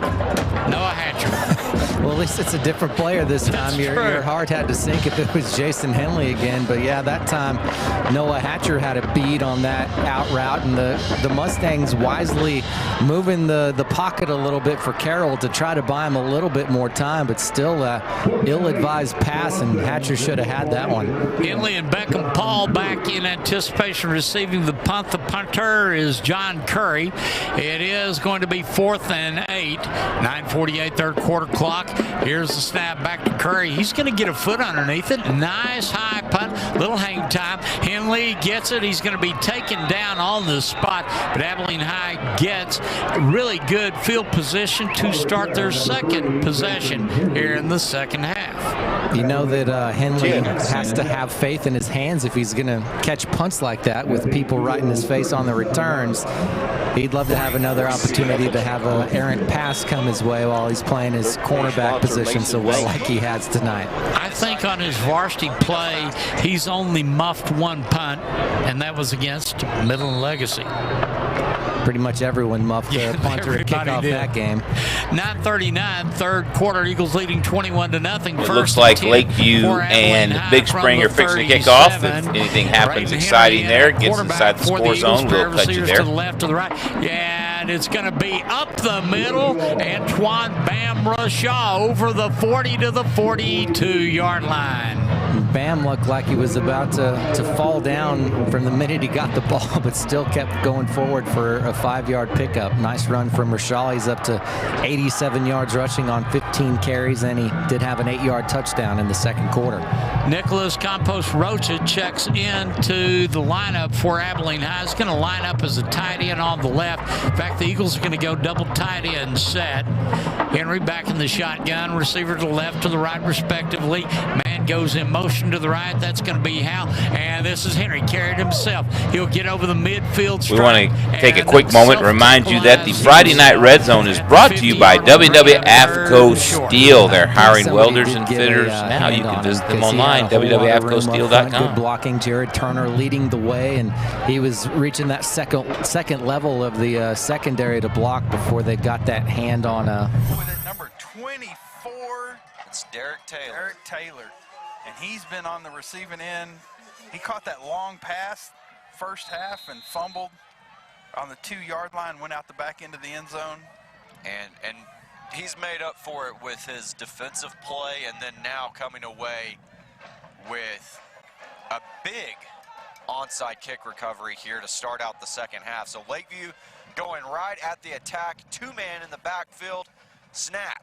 It goes to Ricky Ramirez, and Mr. Ramirez has got himself about 6 yards there. Lakeview on the attack early. You think I could say on the attack early again? I hope so. But one thing that Coach Guevara and Coach Cortez, they're really good at is making those second half adjustments. So let's see what they come out with now. And the two guys in the backfield, Ramirez and Cortez, have had plenty of success running the ball. I said this in the first half, but they're two guys that have got speed as Cortez takes the handoff, and we'll get back to the line of scrimmage. And I did mention that, you know, looking at just the stats, Lakeview has been more of a run team. They're running the ball, I think, at a rate of almost double of what they have thrown it. So tonight they haven't necessarily gone that direction. It's been making that tackle for the Abilene Eagles is going to be Rylan Bradford. Haven't called Bradford's name catching a pass in a long time, but he was right there. Play action pass, open on the post, and the best pass of the night from Slack over the safety right to the hands of Bradford, and he gets it all the way down to about the 3-yard line for a 28-yard pickup. First and goal from the 3. Man goes in motion. That's Bradford to the right. And give the ball up the middle. Big dog pile, no gain, Eagles. Over in Ozona, it looks like the Reagan County Owls have moved into the red zone again. We'll touch it back. I like this new scoreboard. They say you can see it from Buffalo Gap Road. Here from Shotwell. It's huge. No replay on that one. Letting us down. So let's call it 2nd and goal. I think it was Lara, but. And it will be 2nd and goal from the 3. We're under 7 minutes on the 3rd quarter clock. I formation behind Slack. Sends a man in motion again. And Slack giving up the middle and into the end zone for an Abilene Eagle touchdown. Step in there, probably get a couple reps the rest of the game. They're feeling pretty comfortable. That's a big hit by Jacob. That's Jacob. Number 24. Jacob Gerardo right there. It's going to be a loss of 4. They sent that other quarterback in. It didn't work out for him. Poor guy. They hit the abort on that pretty quick. He wasn't as lucky as Rush. Nope. He got one play. At least Rush got 4 games. Yep. Wide open. Oh, good job. Oh, no. No. Looks like number 3, Logan Fay, got a hold of him. He didn't make it very far after that.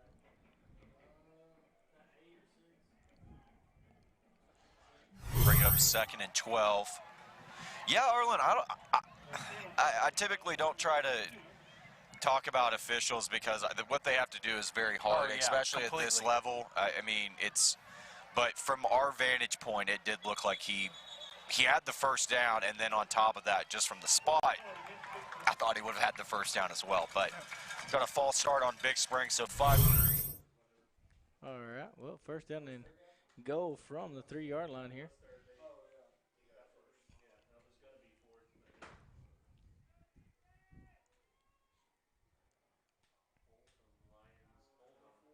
And I believe the Owls are going to flock in.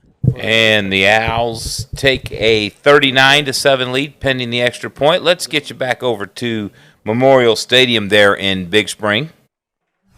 Original first down, or not first down marker, but where they started on this one. He's got a couple yards there, so it's going to bring up about, I think, 3rd and 7 is what they'll give him. And a shout out to all of the folks working the games tonight for the Concho Sports Network, doing 2 remote broadcasts up in Big Spring and over in Midland. Thank you all very much, and a special shout out to Shay Harris, Shanghaiing us all, keeping us all in line and keeping everything organized. Thanks, Shay.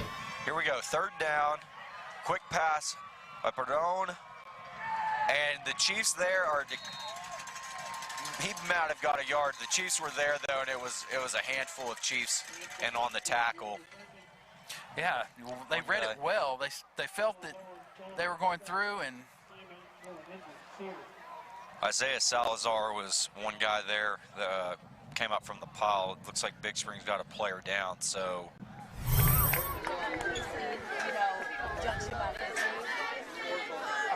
So on 4th and 2, Jeff, Hunters give it to Ryan Todd, and he cuts it back across the grain for 6. Jacoby folding up inside on the backer. Ryan Todd just following up in there and breaking it back to the backside. And found pay dirt once again. Brings the score to 48-0. Early, still mid-3rd quarter, with Jacoby on to add the PAT.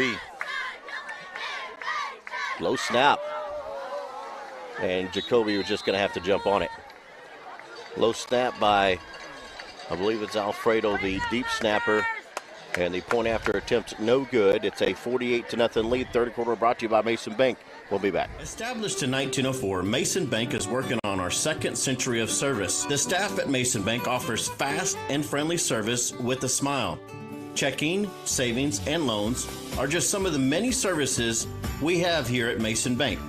Download the Mason Bank app for your online banking needs or stop by today. We are conveniently located on the southeast side of the Mason Square. 4th down for Big Spring, and it's a doozy with that wind. It's going to be fielded by Avalos, and he's going to make you guys miss, or he's eventually brought down around the 40-yard line. And I said Avalos a quick rundown of what's going on around our 5 games in the West Texas area tonight. San Angelo and Midland Legacy. Legacy leads 35-16. They're still at halftime. The Midland band is still on the field playing. Over in Big Spring, the Steers leading the Chiefs 7-0. In Abilene, the Lubbock Coronado Mustangs are getting walloped by the Abilene High Eagles 28-0. Reagan County Owls similarly are destroying the Ozona Lions tonight, 39-7, and the Mason Punchers now up 48-0 over the Junction Eagles. And it looked like it was right there. So that's going to back Lakeview inside the 20, put them on the 19-yard line. Yeah, and they would have been set up with some good, at least decent field position, kind of making a return. Good positive there. Ricky Ramirez reverses field. Yeah, and we're gonna get that 15 back. As it looked like a face mask as he was getting brought down there. Yeah, personal foul. That's what we've got. 15 yards. That'll be an automatic first down for Lakeview. Yeah. But Lakeview's lining up. They're ready to go. Yeah, I don't think they understand that the ball's about to move 15 yards for them. Let's go, let's go, let's go. They're ready. Yeah, they're ready. You saw it on the instant replay there. He just reached out and grabbed. Remember back in the day when they had the inadvertent face mask and the personal foul face mask? Thank goodness now it's everything is personal foul. Yeah, it's just 15 yards. Yep, 15. 15. And we're going into the wind, so I definitely don't think that they'll pass. It has picked up a little bit. I'm starting to feel it out here. So Lakeview will take the ball at the 33-yard line, and they're going to keep it on the ground. Another run by Cortez. He's swallowed up in the backfield. Looks like for a loss of about 1.5 yards.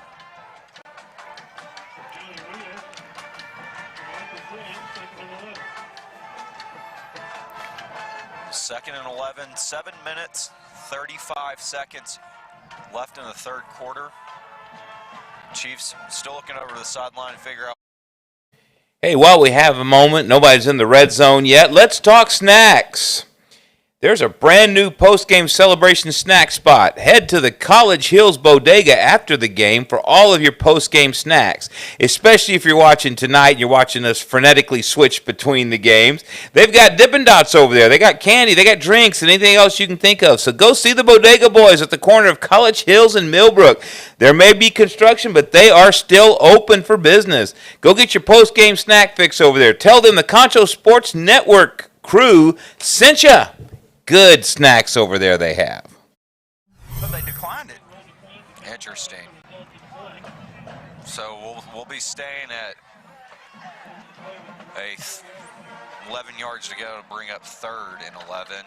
Or, no, excuse me, not 3rd and 11. It was actually, since we're where he's brought down, it was a loss as it was. So to bring up 3rd and what looks about 13 yards. 7 minutes left in the third. Cortez goes out right, handoff quick to Ramirez. He finds a seam and makes a couple of guys miss. Will pick up the first down. A Texas Bank first down for your Lakeview Chiefs. That was just a little right through the A gap. Got the motion, got those linebackers to go, and he just went A gap and ran it right up the middle. And you give him a little bit of room, and the Jets are going to start going. And he's wiry enough that he's able to move through the line. Chiefs approaching midfield. Bedley with the snap again to Ramirez. Trying to follow some blocks, and he does, and gets about 5 yards. And it's great to watch him run because he looks like his feet look like they're on rollers or something, because he's like bounces off and rolls around. It's kind of reminding me, he's just coming out of a cannon. Yeah. He gets the ball and he's a man on a mission. He's going to run right forward, and then if he doesn't see the hole, he's going to try to, like you said, get those feet moving and bounce it outside or find a seam. So to bring up a 2nd down and 5. Lakeview really chewing up the clock. They've definitely owned the possession battle here in the 3rd quarter. And over in Abilene, it looks like Abilene High once more is inside the Coronado Mustang into the field, but not quite yet in the red zone, so we'll go there once they get inside that red zone. They currently are dominating the Mustangs 28-0 in the 3rd quarter. See it here. Maybe that's what the coaches were trying to set up was a couple of basic run plays with the 2-back, and we've seen 2-back every play. And we're fixing to go back live over in Midland. The Legacy Rebels putting it on the Bobcats of Central tonight, 35-16. We'll see can Central come up with a way to stop that Legacy Rebel running attack tonight in the 2nd half. What do we got? A timeout by the Chiefs. So we're going to take a timeout with them. You're watching Lakeview. Henry done most of his damage on the ground. 1 completion for 7 yards in the first drive of the ball game, and now that incomplete pass on the screen to Bradford. So 2nd and 10 coming up, and on 2nd down, let's let you know Abilene High 28, Coronado Mustangs nothing. Henry in still at quarterback. Blitz being shown by the linebackers of Coronado. They're going to give the ball to Lara. He will move the ball to the 35-yard line. Chad Lara. On Roberts, and Solario gets the touchdown tonight. 54-0. Isaiah Bishop. Yeah, Isaiah Bishop going to try to soccer kick it in there. Hoping for a good one here, Bishop. Nice snap. Kick is low, and it's left. No good. Looked up on that one. I'll have to talk to him about it. We'll do some kicking in the driveway this weekend. He's my neighbor. 3rd quarter brought to you by Mason Bank. We'll be back. I was enjoying the Lakeview band playing some Rolling Stones there. And Medley takes the Reagan County Owls, it looks like they're fixing to get inside the red zone as they're at the Ozona 22-yard line. We'll get you over there here in a moment to see what happens. They went for it last time on 4th down, the Chiefs. And came up short by probably inches. Yeah, maybe had it. I'm thinking he's going to be about 3rd and about 4. 3rd and 5. 3rd down and 5, Ruben. What are you doing, Quentin? Oh, I got to stand up a little bit here. And over at Astound Broadband Stadium, the Midland Legacy Rebels just completed a deep pass down the far sideline. They have moved to the Bobcat 29-yard line as well. Oh, that's going to be a 1st down. Yep. 6th receiver last week. Yeah, all of these receivers are talented. As time, pocket kind of collapses now. Here's the throw to Zeke Luna. Luna hit immediately, and he goes down, and that's what. Get that ball to somebody's hands. Yeah. So it'll be 1st and 10 for the Lions.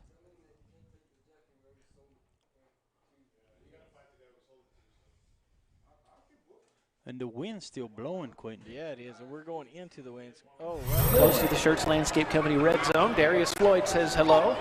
Picking up the tempo here. Mm-hmm. There's Zeke Luna. Wow, I've never heard that penalty. What was it? 20 players on the field? I don't know what he called. We haven't even lined up for the game. I mean, playing the coverage to warrant a run play. There's a hole, and he's inside the 10-yard line. Recipe for disaster. 3, 4, 5 yards to the cloud of dust. Keep the clock running and be stingy with the ball. They've done that tonight. 2nd down and 1 inside the Shirts Landscaping red zone. Davila's going to throw. He goes upstairs, and that's a catch. That's a good catch. I believe that's CBA. Went up for it and stayed in bounds. Here it is.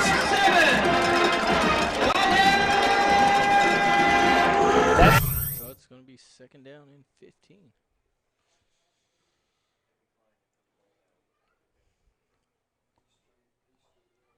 It's declined. Yeah. Adrian Flores, I think, made a catch. They're going to at least talk about it. I think they should, You can because see it here on the instant replay. Of course, they can't go to a replay. I think he caught scooped it. I think he caught it. I think he caught it. I think that's a catch. I'm also going off a monitor that's on a hunting chair, but I think that's a... If they want to come up here and look at the replay, that's a catch. I think one of the guys on the sideline even was telling him. Yeah. Look at the that is just down on the sideline. Yeah. Wow. And there wasn't. The bad thing was there was not an official down there with the play. He didn't even track with the play. He stayed back down here. That's Carroll gives on a draw play. Fullback is going to get over the 30-yard line down to the 25. Pardon me. I don't know if there's anybody in West Texas that isn't kind of snorting a little bit of stuff this year. Lord probably needs to bless us with a little more rain to help our sinuses. Amen. On 3rd and 9 coming up. Clock moving at 1:27.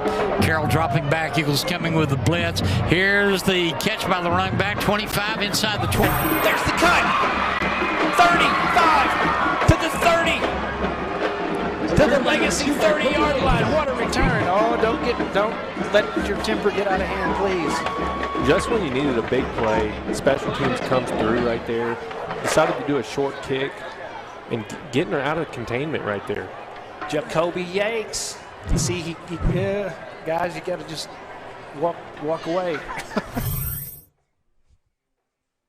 Just watch that. 8:36 left in the ball game. Here we go, baby. Here we go. Oh, man. That was beautiful. What's the replay? For you folks watching at home, just press the letter R on your remote control and it'll replay the play. I'm just playing. Don't try it. It'll just change the channel. 10 from the previous line of scrimmage, just from the spot of the hold. So still 3rd and very long. And 1:13 and counting here on the 3rd quarter clock. Jed Carroll, senior quarterback, taking the snap in the shotgun on his toes. Guy's going to have to run with the Eagles. Catch him, throw it into the corner of the end zone. He's got a receiver coming back at the 2. That'll make it 1st and goal for the Coronado Mustangs. And the receiver on that, once again, Riscon Griffin. Just a very nice throw. Big arm from Carroll. He had to on the rollout there. He was having pressure breathing down his neck from Zach Davila. Got it off just in time and found his receiver down inside the 5-yard line. So 1st and goal from the Abilene Eagle 2. Abilene High leading 28-0. 34 seconds on the 3rd quarter clock. Carroll in the shotgun. Double tight end set. Here's going to be the pitch back. And it's going to be a pitch around. Abilene High intercepts the reverse pitch. And the Eagles dodge a huge bullet, getting it out to the 22. Cody, how does that look on the replay? That's one that we need to take a look at. They're saying interception up there. The Mustangs trying to get tricky, but the way that both teams have had a hard time holding on to the ball tonight via the pass, might want to second guess that decision there. Got knocked up into the air. Good job from Tristan Hall to Punter drops the snap and just tried to heave it up. Legal man downfield. It's declined. So we will take over the ball at the 47-yard line. So Lakeview, another good defense. So Lakeview and Big Spring, the only game really that's in doubt right now, as everybody else getting blown out. Let's go back over to Midland, the Bobcats inside the red zone. Short throw. Hill completes it. 10, 5, and a spin. And a touchdown for the Bobcats. Touchdown, San Angelo. Jacob Gallegos on the reception and the score. Great play design there. Got a bootleg right here. Tyler Hill fakes the play very well. Has a defender coming free, hits the guy in the open in the slot. They went mano-a-mano there. Gallegos came out on top of that one. Big touchdown. Hey, collision between Gallegos and Damian Johnson, defensive back. Miller time. Extra point up. This one's good. And let's go back over to Big Spring now. Let's see what's happening there with the Chiefs and the Steers. Jumped on it. Yep, and they gave it to Big Spring. Big Spring comes up with the football. Medley had it for a second. Eventually dropping it again, and Big Spring will have it. We'll take a break. With that being said, you're watching Lakeview Chief football. And let's take a moment and remind you that the Friday Night Red Zone is being brought to you by W&W AFCO Steel right here on the Concho Sports Network. Hey, listen, folks, you can follow us on all social media, Facebook, Twitter, Instagram, YouTube. Just search for @Concho Sports. You can see us, find us, check us out. Also, want to tell you about a great after-game snack spot over at the Bodega Boys on the corner of College Hills and Millbrook. You can see there's construction going on over there, but they're still open. You can still access that parking lot. Get over there for a good post-game snack. Would you also like to watch Concho Sports Network games on your TV live in high definition? All you have to do is install the CSN, Roku, or Amazon Fire TV app. You can install them now on either device just by searching Concho Sports on Roku and Fire TV. We invite you to check it out to get the best viewing experience. Now let's quickly go back over to Big Spring. After the fumble recovery, and you got to feel that the momentum feels a little bit in Big Spring's favor after not really producing much here in the second half so far. Coming off of that fumble recovery and then the quick strike, you got to feel that being up 13-0 right now. Yeah, heading the extra point. And that fumble was just disastrous, and that's the third bad snap that we've seen of the game. Yeah. Oh, he was almost there to block it. It's going to be up and good, make it 14-0. So we're going to take another quick break. You're watching Lakeview Chief. Let's check out the action in Ozona tonight from Lion Stadium. Blowing. Here we go. Number 2 with the carry. Gonna get a first down. Gonna be first down and go.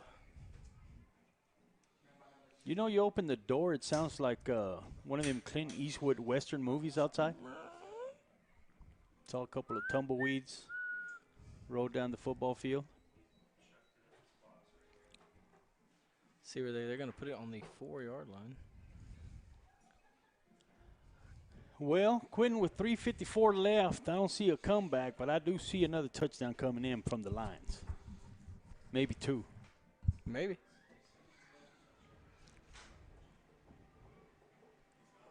I just wish the owl would flip again so y'all could believe me that he did a backflip. Is there any owl fans listening to the broadcast? If you are, please find me on Facebook, send me a message, and let us know if the owl can do a backflip. Not much going on up in Abilene right now at Shotwell Stadium as the Coronado Mustangs still in their own end. I'm watching, Ruben. You know, when I found out Zach was a religious man? He's gone. I don't think anyone's going to catch him. That's Adrian Flores. Adrian Flores is going to go all the way for a Lakeview Chief touchdown. Just when you thought the momentum might be shifting to Big Spring's favor, the Chiefs strike back quickly, might I add. And the Lakeview community that's traveled to this game are loving it right now. They've got the cowbells going, the band, everyone's loving it. The fans, the flag. They couldn't even. They were trying to spell CHS, and they got all messed up. Everybody's happy. The wind is biting us, and Flores had to run into the wind there, and you love to see a good kickoff return every once in a while, especially when it's Lakeview Chiefs, and he'll make it a 7-point ball game. 2 minutes and 21 seconds. Right out of a commercial break, we'll send you to one more. Watching Lakeview Chiefs. Again, got through. Seemingly, the Central Bobcats are having a difficult time tackling the Legacy Rebels this evening. Every touchdown they score, Legacy comes right back. We'll keep it here for a minute. It's the postseason, 12 straight seasons. They sure would like to go in as district champs, but they've got their hands full. A throw and a catch. On the run, out of bounds, but it's the yards they get after they catch the ball, though. Yeah, they're doing a good job covering the outside. These guys are finding windows right in the middle of the field. Got to find a way to stop and close off that middle of the field. Aiden Serrano on the reception.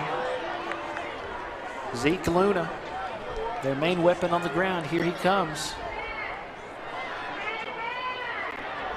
Still going, running tough. Luna has an angel watching over him tonight. He's wearing Jacob Powers' honorary number 37.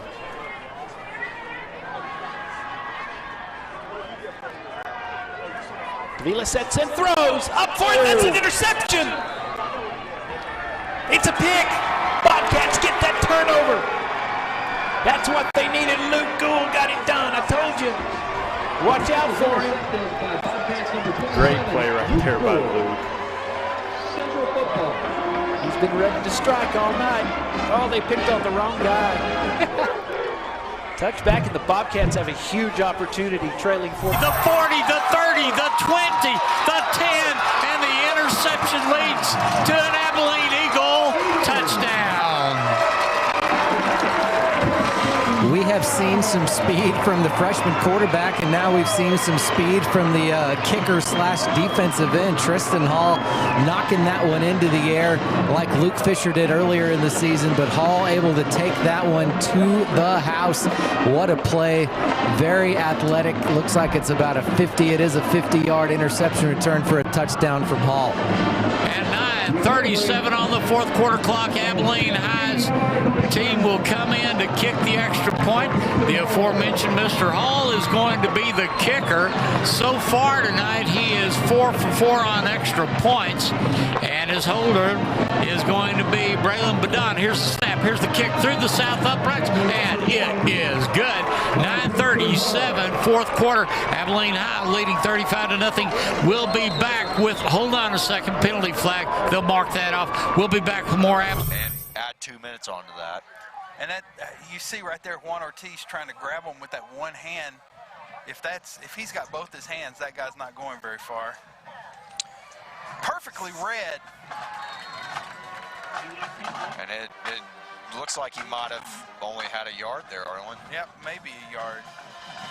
And he read it perfect. He broke on the ball a little late, but once he broke and he bobbled it a couple of times, he could have taken it right off his hands. And you talk about that break that we need. Yeah. The 80-something yard kickoff return. Sure would be nice to get a turnover right here. Here we go. Baron, he's going to throw it. Oh, and he finds Franklin. It almost looked like Franklin was just stagnant, not going anywhere. He was kind of waiting just for the ball. And Pardon just with a good pass. And Wyatt Henry is right in his face as he comes up.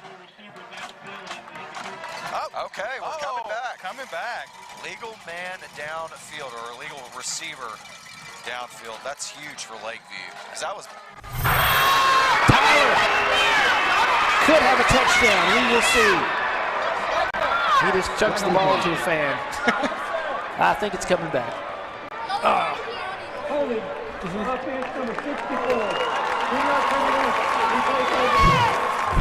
Hate to see that there. Tyler decided to do it himself. Well, as the game goes on, the defense gets a little more worn. It may be time for him just to run amok. Yeah, no, we haven't seen a whole lot of running from Tyler Hill so far. It'd be a good time to start. Coach Clint Hartman said they were trying to make him one-dimensional, take away something. You're not going to take away everything from him. They got a sack on him tonight.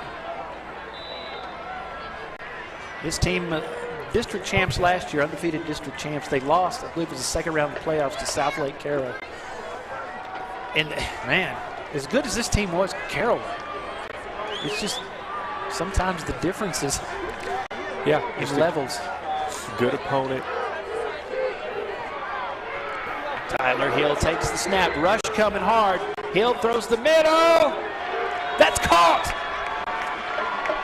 45, that's a Texas Bank first down.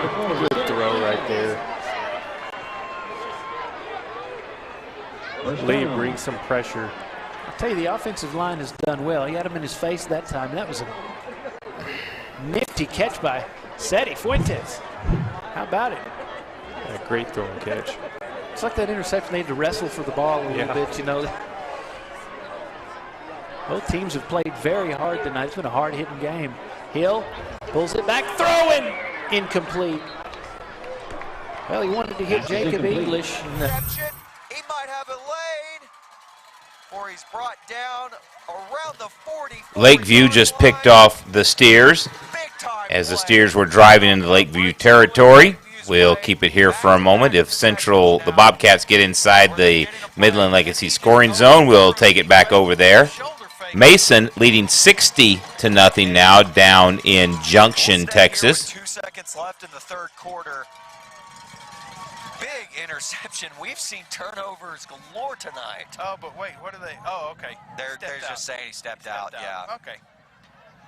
But Lakeview, regardless, has the football back after what looked like a promising catch or a big play on fourth down. And it looks like Central was just intercepted. The Bobcats, Tyler Hill, threw only his third interception of the year, and now the Legacy Rebels inside or close to the red zone. Come over in the motion.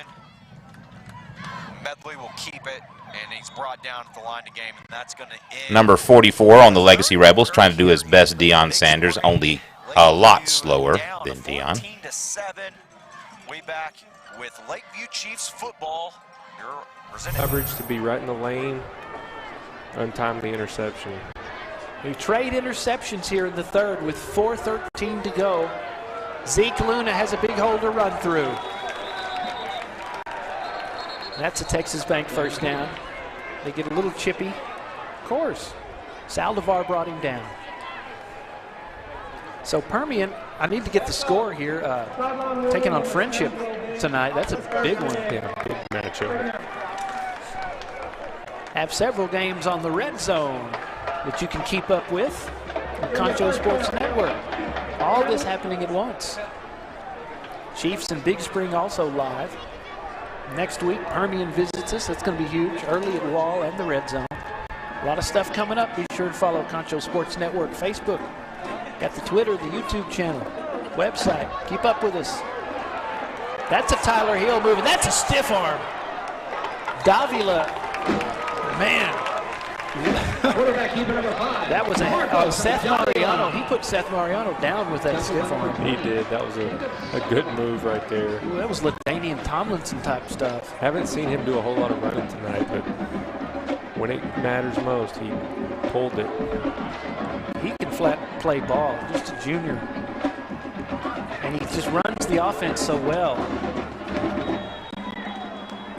Little gain there for Zeke Luna. Breaking in real quick to say, Davila, the Midland Legacy quarterback, only a junior. Can you imagine how much of a monster he's going to be with another year in that program? So, young man looking really, really good tonight for the Legacy Rebels. So, good job by that young man. They're going to give it to Zeke Luna. And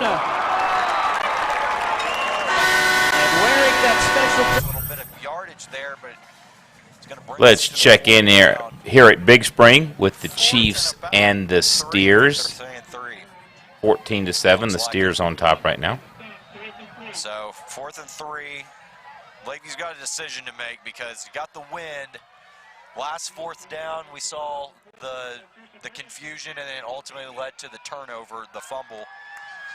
But they're going to leave him out there, and they immediately snap it, and then immediately Ramirez is met by a player, but Headingley actually, that was risky business.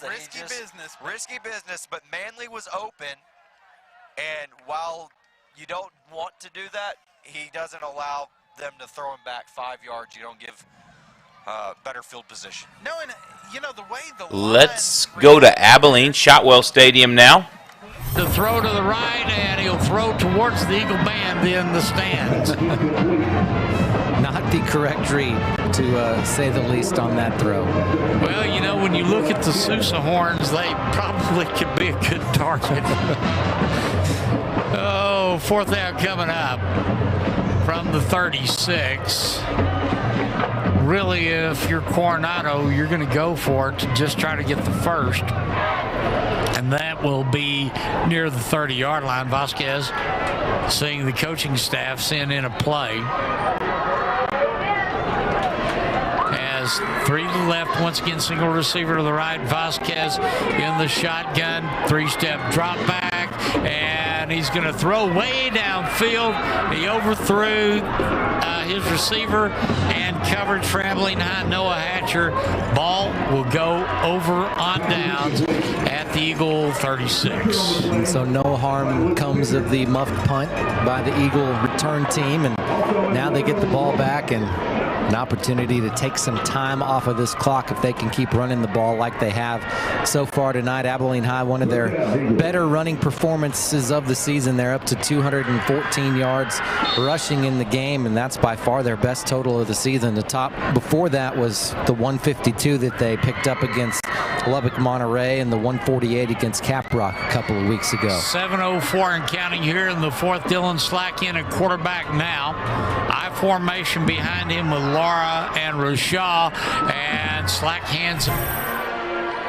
Time is of the essence.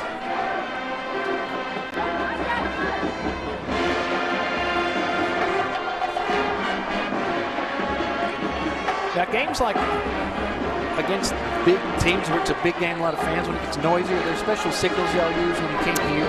Yeah, a lot of times you go no huddle and just signals.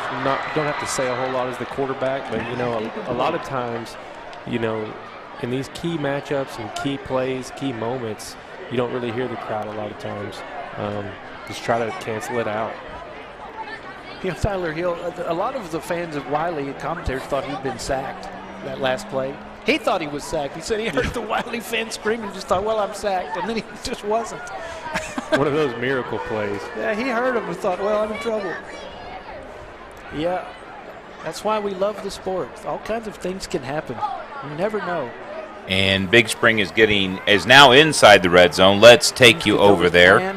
Yeah, I think that's got to give kudos to Big Spring's offensive line there. And while I say that Big Spring, they are very much relying on their passing game, and I've probably hit the nail and whatever the saying, beat a dead horse with talking about that, but they have in some spurts seen the ability to, at least with Ford, to pick up a few yards, but that was one of their most successful plays of the night as Franklin catches the screen pass and will be brought down at the line of scrimmage. And 38-14, Brownwood over Estacado with 10 minutes left in the fourth. Probably Brownwood moving. We've got all 3 games left on the scoreboard, or left on the field right now. They're still playing. We have... Actually, all 3 are just about into the red zone, so we're going to do some frenetic shifting and switching here, so bear with us. We're going to go to try to get all these scores in. Wow. Well, it's a typical... Gives Griffin, goes to the left. He's hit at the line, but he will get the first down. Making contact with him was Quick update, Mason knocked off the Junction Eagles tonight. I believe the final score was 60-0, if I'm not mistaken, but Mason, another district win. 10 first downs as well, but they've got 35 points, and the Mustangs are still scoreless. On first down from the 18, Vasquez throwing into the end zone. Too tall for his receiver in the... But he's made a couple of questionable decisions, at least with his passes. maybe out of sync with the receivers as he takes the snap. Another pass out to the flats to Ford. He makes one guy miss. Ford has a block on the edge. Well, he brought down inside the 5-yard line. And that's going to be enough. Hands off up the middle. The running back Griffin will rumble to about the 16-yard line. Wouldn't you say? I would. Anthony Hernandez, one of the Eagles in there to make the stop. Bryce Nevis in there as well. Hill can make magic, but not every time. But they're still breathing. 30 seconds to go in the third. Third down and 10. Here we go. 3 receivers left, 1 right. Boy, that rush is coming fast. There's a catch. Amiglio and Mello. It's the same play as they ran the first quarter or second quarter. Same result. Yep, same result. 7:53. And we've got another big spring touchdown. At 4:09. Nice recognition from Vasquez to realize nobody there in the passing game and showed off some pretty good speed to the outside, cut it back in, and broke a tackle to get into the end zone from 15 yards out. And like you said, the Mustangs on the board late here in the fourth quarter. Little run to room. So it is an extra point try coming up for. Kick is up, and it is good. So it's safe to say he can kick into the wind from about 5 yards out of the about 15-yard kick. And now Big Spring jumps out to a 21-7 lead on the back of that touchdown. Central and Midland Legacy have gone to the fourth quarter. They're in the break right now between quarters. No annual fee, no balance transfer fee, and even a reward. Volkswagen of Abilene. Our commitment to you is cool. W&W AFCO Steel is one of the largest fully integrated fabricators of highly engineered structural steel components in North America. We're now hiring welders and fitters for our San Angelo division. Come join our team and apply at 614 Arch Street or www.afcosteel.com, or send your resume to Kelly Bartz, kbartz at www.afcosteel.com. First Community Federal Credit Union. To make it 21-7. And Lakeview, I mean, hey, on special teams, if we're looking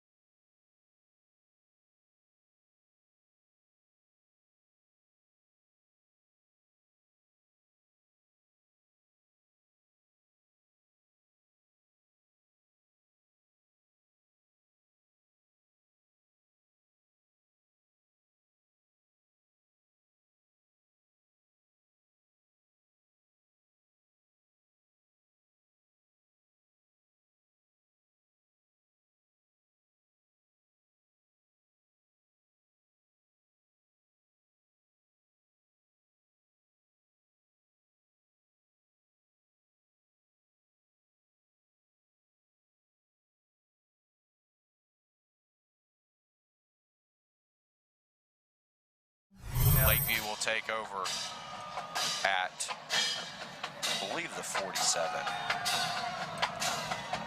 48. Trying to figure out the officials got the spot. Yeah. Here comes that rush on him. Hill. Oh, they got him. That's sack number 3. Hey, buddy. Don't step on people's head. Nah, that's number 39, Gilbert. We said, yep, he's on the, oh no, he's standing on the 52-yard line, and the guy announces it. He's on the 52-yard line. And then he turns and looks at us and goes, the 52? Okay, now they get the spot and they mark off the 5 yards. Wait, what are they marking the 5 yards off for? I thought they declined the penalty. Maybe they can't. They I don't know what's going on. I don't know. I'm very confused. Regardless, it's good for the Chiefs, so we'll take it. We'll take it. Medley is going to drop back to pass, and right away he's looking for his man. Oh, he nearly had. It's Ethan Avalos, who's had some very. I think he's had 2 interceptions tonight. Avalos has. I think so, and he had him wide open. Vasquez, quarterback. Taking the snap, three-step drop back, looking, throwing deep down the far sideline, overthrowing his target. Stride for stride, good defense. Noah Hatcher for Abilene High. Vasquez yet to complete a pass coming into the ball game. He's 0 for 6. His counterpart, the starter, Jed Carroll, went, let's see, 1, 2, 3, 4, 15 out of 30 for 97 yards. So Coronado, a combined 15 of 36 passing. It was a really neat experience coming here, playing in the Little Southwest Conference. It just means more and a cool opportunity. There's a throw, and Ben Emler can make magic. 20-15 out of bounds. Inside the 15-yard line, that's Ben Emler. Got their yardage back.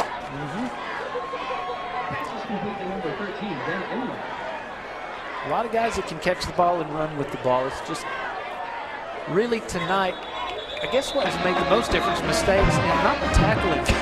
Yeah, just untimely mistakes. These guys are hard to bring down. Okay, we have a timeout, 11:13 to go, 49-23 is the score, 4th down. Free was showing several different hand signals. I thought he was trying to do semaphore when it was all over with. I guess it was a personal foul and going at the knees of the quarterback. I don't know.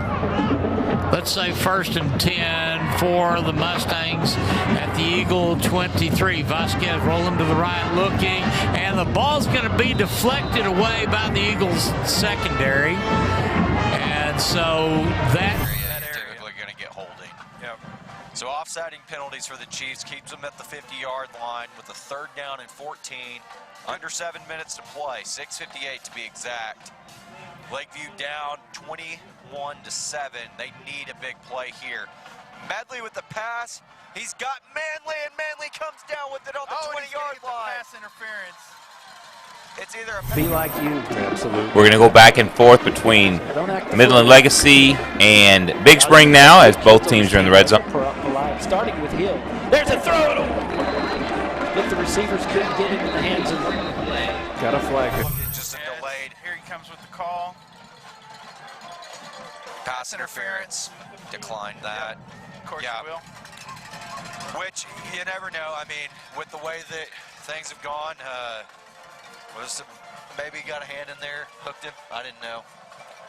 But what a catch by Manley and a great throw by Bryce Medley. Well, so I think the officials are getting confused about moving the ball. They find a way, and they find a way, so never count them out. Hill takes the snap. Handoff to around the 2-yard line. Raleigh. Inside the Church Landscape Company red zone. Picking up the tempo here. They need to try to get some points quick. On 2nd down, here's Hill. Hands off. Hill's going to keep it. Oh, he's tough. Yeah! Got right to the corner. Tyler time. Touchdown. Central Bobcats. There's no quit in this team. They're still in this thing. Reading the end right there. In crashes in. Great read. Good block by Emler, too. I am impressed with the blocking on this team. They do block well. From the back judge. So personal foul. The Central Bobcats just scored. Now we'll come over here to the Lakeview and Big Spring game. Let's see what happens here. That's a brutal penalty for Lakeview here on 1st down. Back them all the way up to the 37, and instead of a 1st or 2nd and 10, you're now looking at a 1st and 25. And 6:36. You gotta be aware of where we are in the clock as well, being down 2 scores. It almost feels like if Lakeview does get in the end zone, they've onside kicked it enough, they're probably going to go with the onside kick. Yeah. And Medley just has, he's got that weird throwing motion. He's always had it. It's almost a sidearm throw. All right, let's see if the Chiefs will take a big play. Another stab at it. Medley right away, throws it quick. Ramirez over the middle. They're fighting for it. and I think that's going to be another interception. Elongated fourth quarter.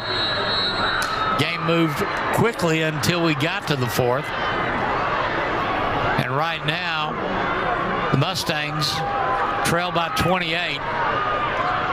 Two-back set. Vasquez takes a snap, looks, throws to the corner of the end zone, and it is going to be a touchdown for Lubbock Coronado after the 14-yard pass. Jake McCutcheon running a nice route and able to get away from the Eagle defender. 14 yards on the touchdown.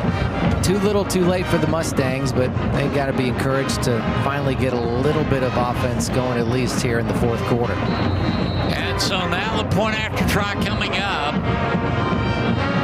for the Coronado Mustangs, 2:24. Looks like they're going to give him 3 on the 3, maybe. From my vantage point, I've got the bar and yeah. That's you're right, 3. Yep. Second down and 7.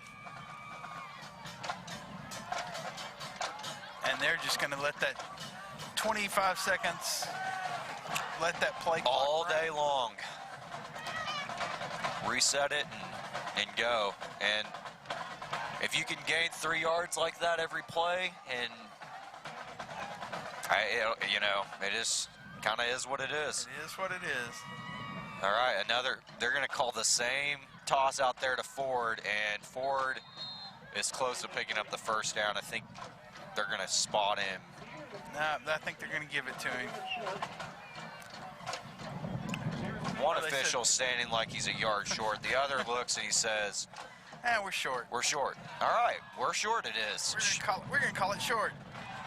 When both of the commentators on your game are trying to figure out where the ball has been spot and where we're going, it kind of shows it where the confusion has came from tonight. Yeah, there's been a lot of confusion on that part.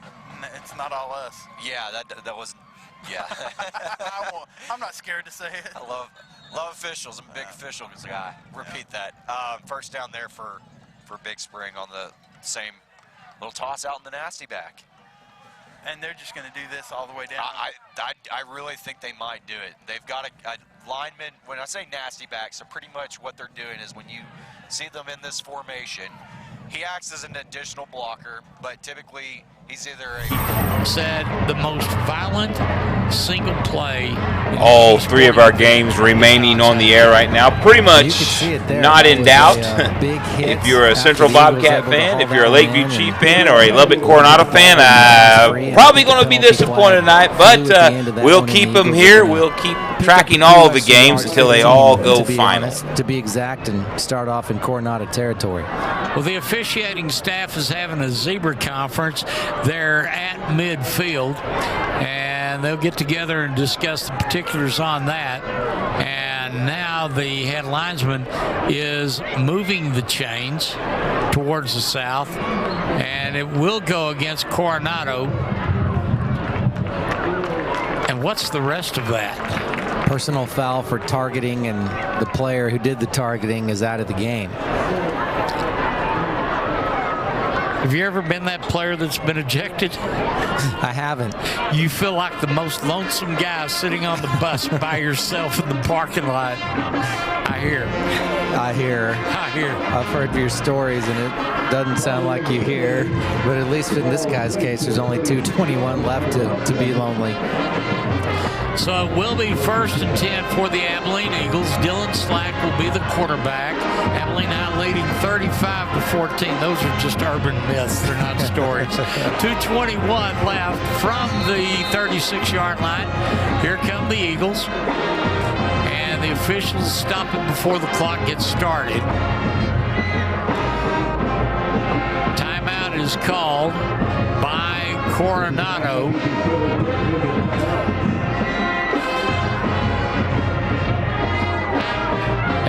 The Eagles will come around Mike Fullen, the head coach of Abilene. Pretty good crowd here in orange and white.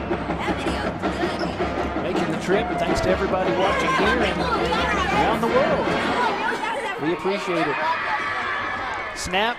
Marcos Davila is going to hand it off. Just grind out a few yards. And indeed, they have a lot of offense, good defensive play, and good special teams play. Abilene High has had a well-rounded game tonight. And on first down, Slack is back in the shotgun. He's got a wing to the right, receivers to the left and to the right. Here's the snap, and he's going to give up the middle. Ball carrier for Abilene High moves it from the 36 to the 35. Clock moving, still at 2:07. And it looks like the Midland Legacy Rebels once again getting close to the red zone, and when they get there, we'll cut over there. Ronaldo Martinez. Eagles are going to let the clock continue to run until they just have to snap the ball. Yeah, interesting. Yeah. So big 3rd and 1 here. Chiefs have a chance to stop them and maybe get the ball back. Ford, though, following his blockers, and he's going to get more than enough. And but we got flag a penalty. comes in. And is it after he has the first down, or because it was a late flag? It was a late flag. Good question. Here comes the white hat. Personal foul. Face mask on the Chiefs, and move them 15 more on top of that. He's a character. He said he doesn't like, he said when he was a kid he didn't like to share his toys. He doesn't like to share district championships. Snap to Davila. Hands it off. Same story, Tommy Johnson grinding out yards inside the Schertz Landscape Company red zone. Rebels trailed by 2 scores at halftime, faced a 2-score deficit in the 3rd quarter last week. They found their mojo against mojo. What's the score of the friendship game? You see, were they dominating Permian? That's a big game. They were up pretty good in the 3rd quarter, I believe. Around District 2 6A.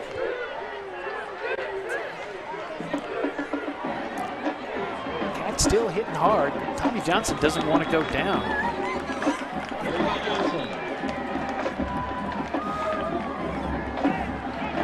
Cat's hanging in there. We can definitely score points.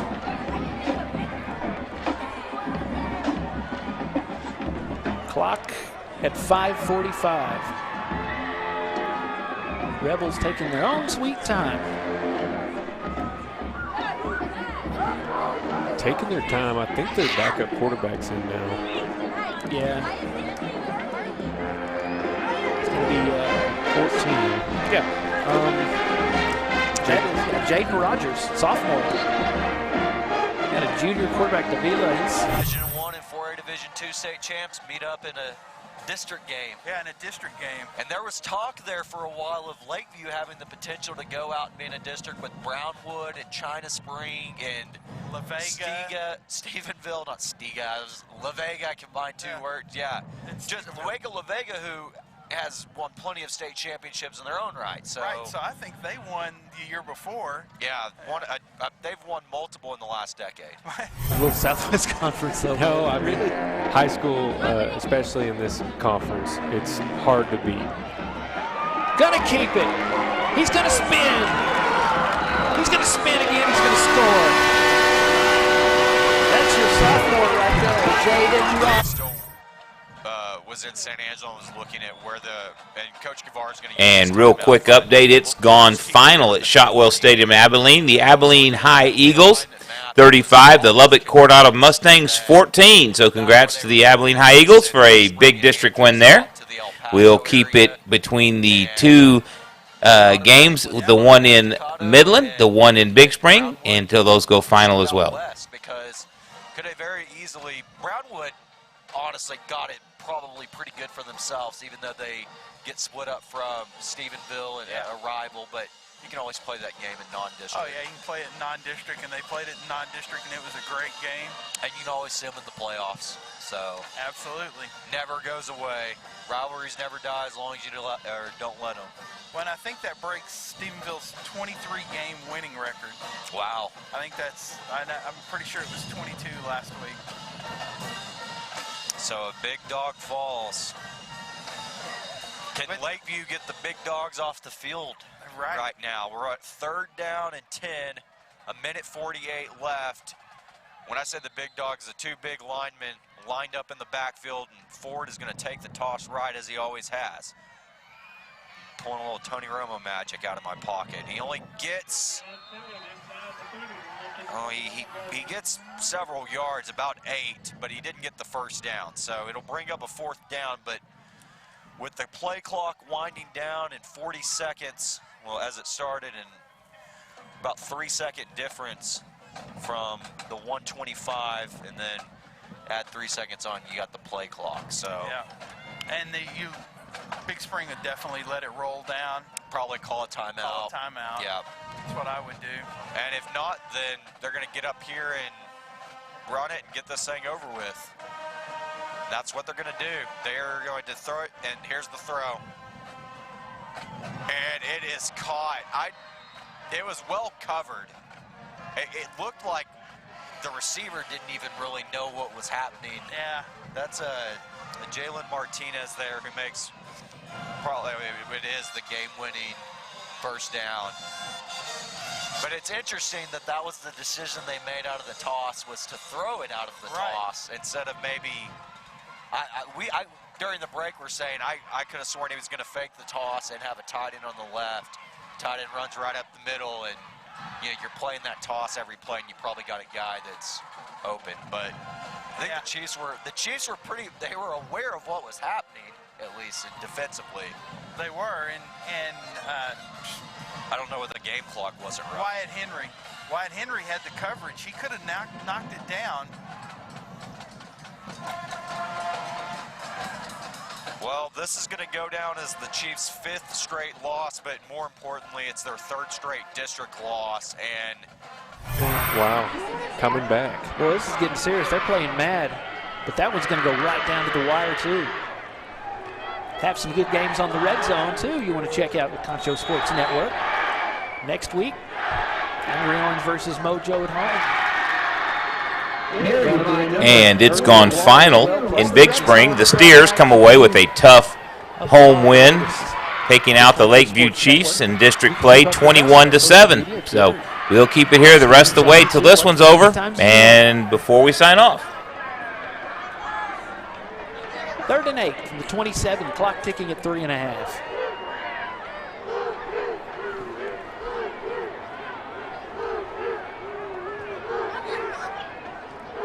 Yeah, those linemen got to be tired. They've done a good job of protecting Hill, but they're coming right at him. They're coming fast, too. He's not used to guys like this coming at him, but you know what? He's Tyler Hill. He can handle it.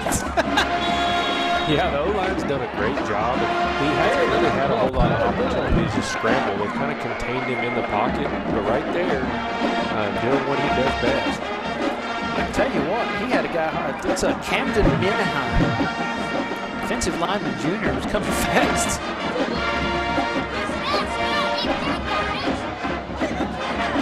Jonathan Mejia, the big guy you see there on the right side of the line. 99, some big guys. So it's Texas Bank 1st and 10 at midfield. Tyler's going to air it out. Going deep, one-on-one, no! Incomplete. Oh, Jacob English almost had that one in his hands.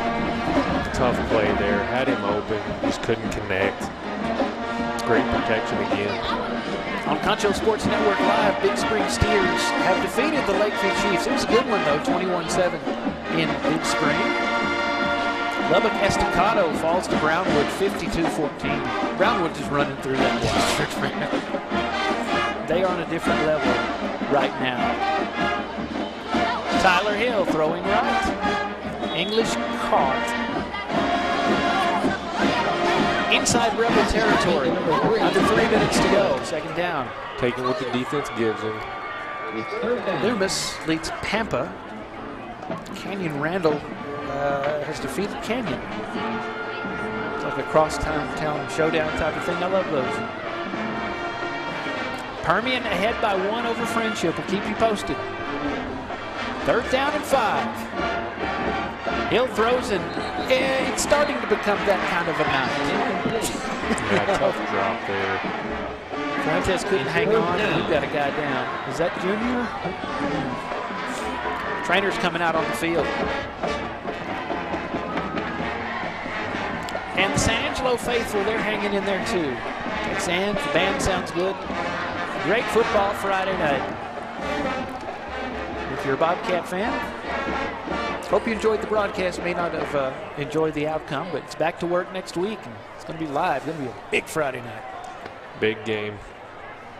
Still a lot to look forward to for the Bobcats. Game could have gone different, a few things here and there, but they can play with mojo. It's going to be interesting. Can't make mistakes, though. Yeah, absolutely. It's going to be a heck of an atmosphere, though. That's going to be fun. Remember a few years ago they played with no crowd at all, and that was just strange. No, it just doesn't seem right. Like, man. Glad to be back to some more normal times. Absolutely. It's kind of strange there for a while.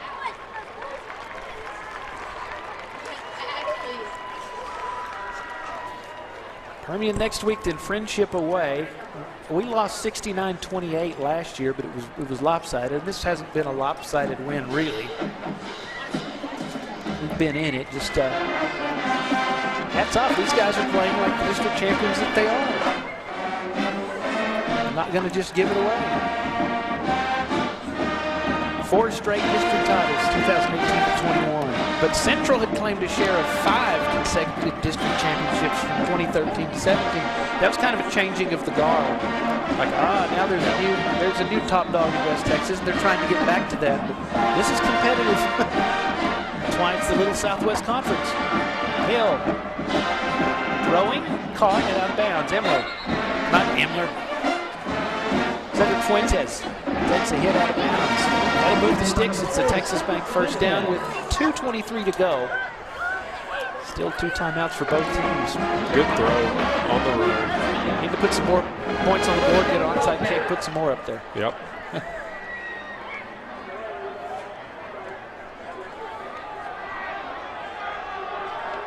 Trying to do some math here to see what would be possible. Throwing it's low for Kevon.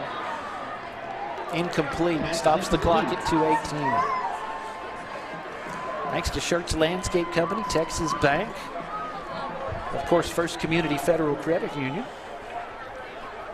Concho Sports Network is a Pixelcast media brand. All the content you see here from Concho Sports, including this live broadcast, produced by San Angelo's own Pixelcast Media. All the bells and whistles. If you'd like to expand your brand with video, give us a call. And watch Tyler Hill go, bouncing off tackles.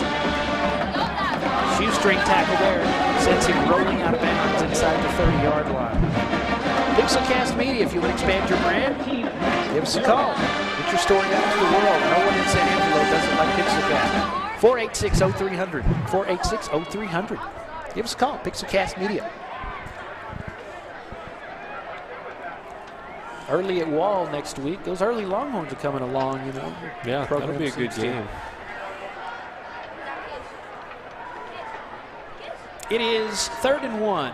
1:35 to go. Robinson runs into a crowd. Got just enough for a first down.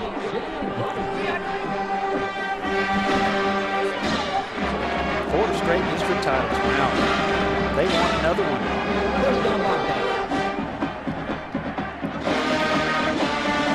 A scary team is how Coach Hartman described the Bobcats. I'll take that. Every team we play scares me to death. There's a few things. Oh, yeah. Each team, especially in this conference, is, you got to watch them, be ready. There's just been a few mistakes tonight that just couldn't get it going. Cedric took a hit there. He hung on to the ball. The 20-yard line near the Church Landscape Company red zone. Under a minute to go. Clock running. Pixelcast Media post-game show coming up. Here live from Midland. Astound Broadband Stadium. 26 seconds, 25, 24. Here's Hill. Still in the game, they're coming at him. He dumps it off and it's incomplete. Like I said, it's just becoming one of those. Yeah. Let's get to the locker room, regroup. Taking their time. Yeah. Running the clock. 19 second down. See, your senior year, did y'all only lose one regular season game? Yeah, one game lost to Abilene High. Yep. Ended up winning district. Yeah. I thought it was Abilene that was the one, yeah. Had some good struggles, good games against those guys. Oh, yeah. Throw Cooper in there. Rush coming, Hill, last stand for the Bobcats. Throwing end zone, up for it, and it's intercepted. That's 2 picks tonight for Hill, and that will close the show with 12 seconds left. And these Rebels are for real. 2 wins in a row against 2 good teams. Legacy Rebels, 56-29 will be the final score. Yeah, tough way to end it there. Legacy came to play tonight. They sure did, in front of the hometown crowd. I want to say that was Max Vera that got the interception. I want to give him credit for it.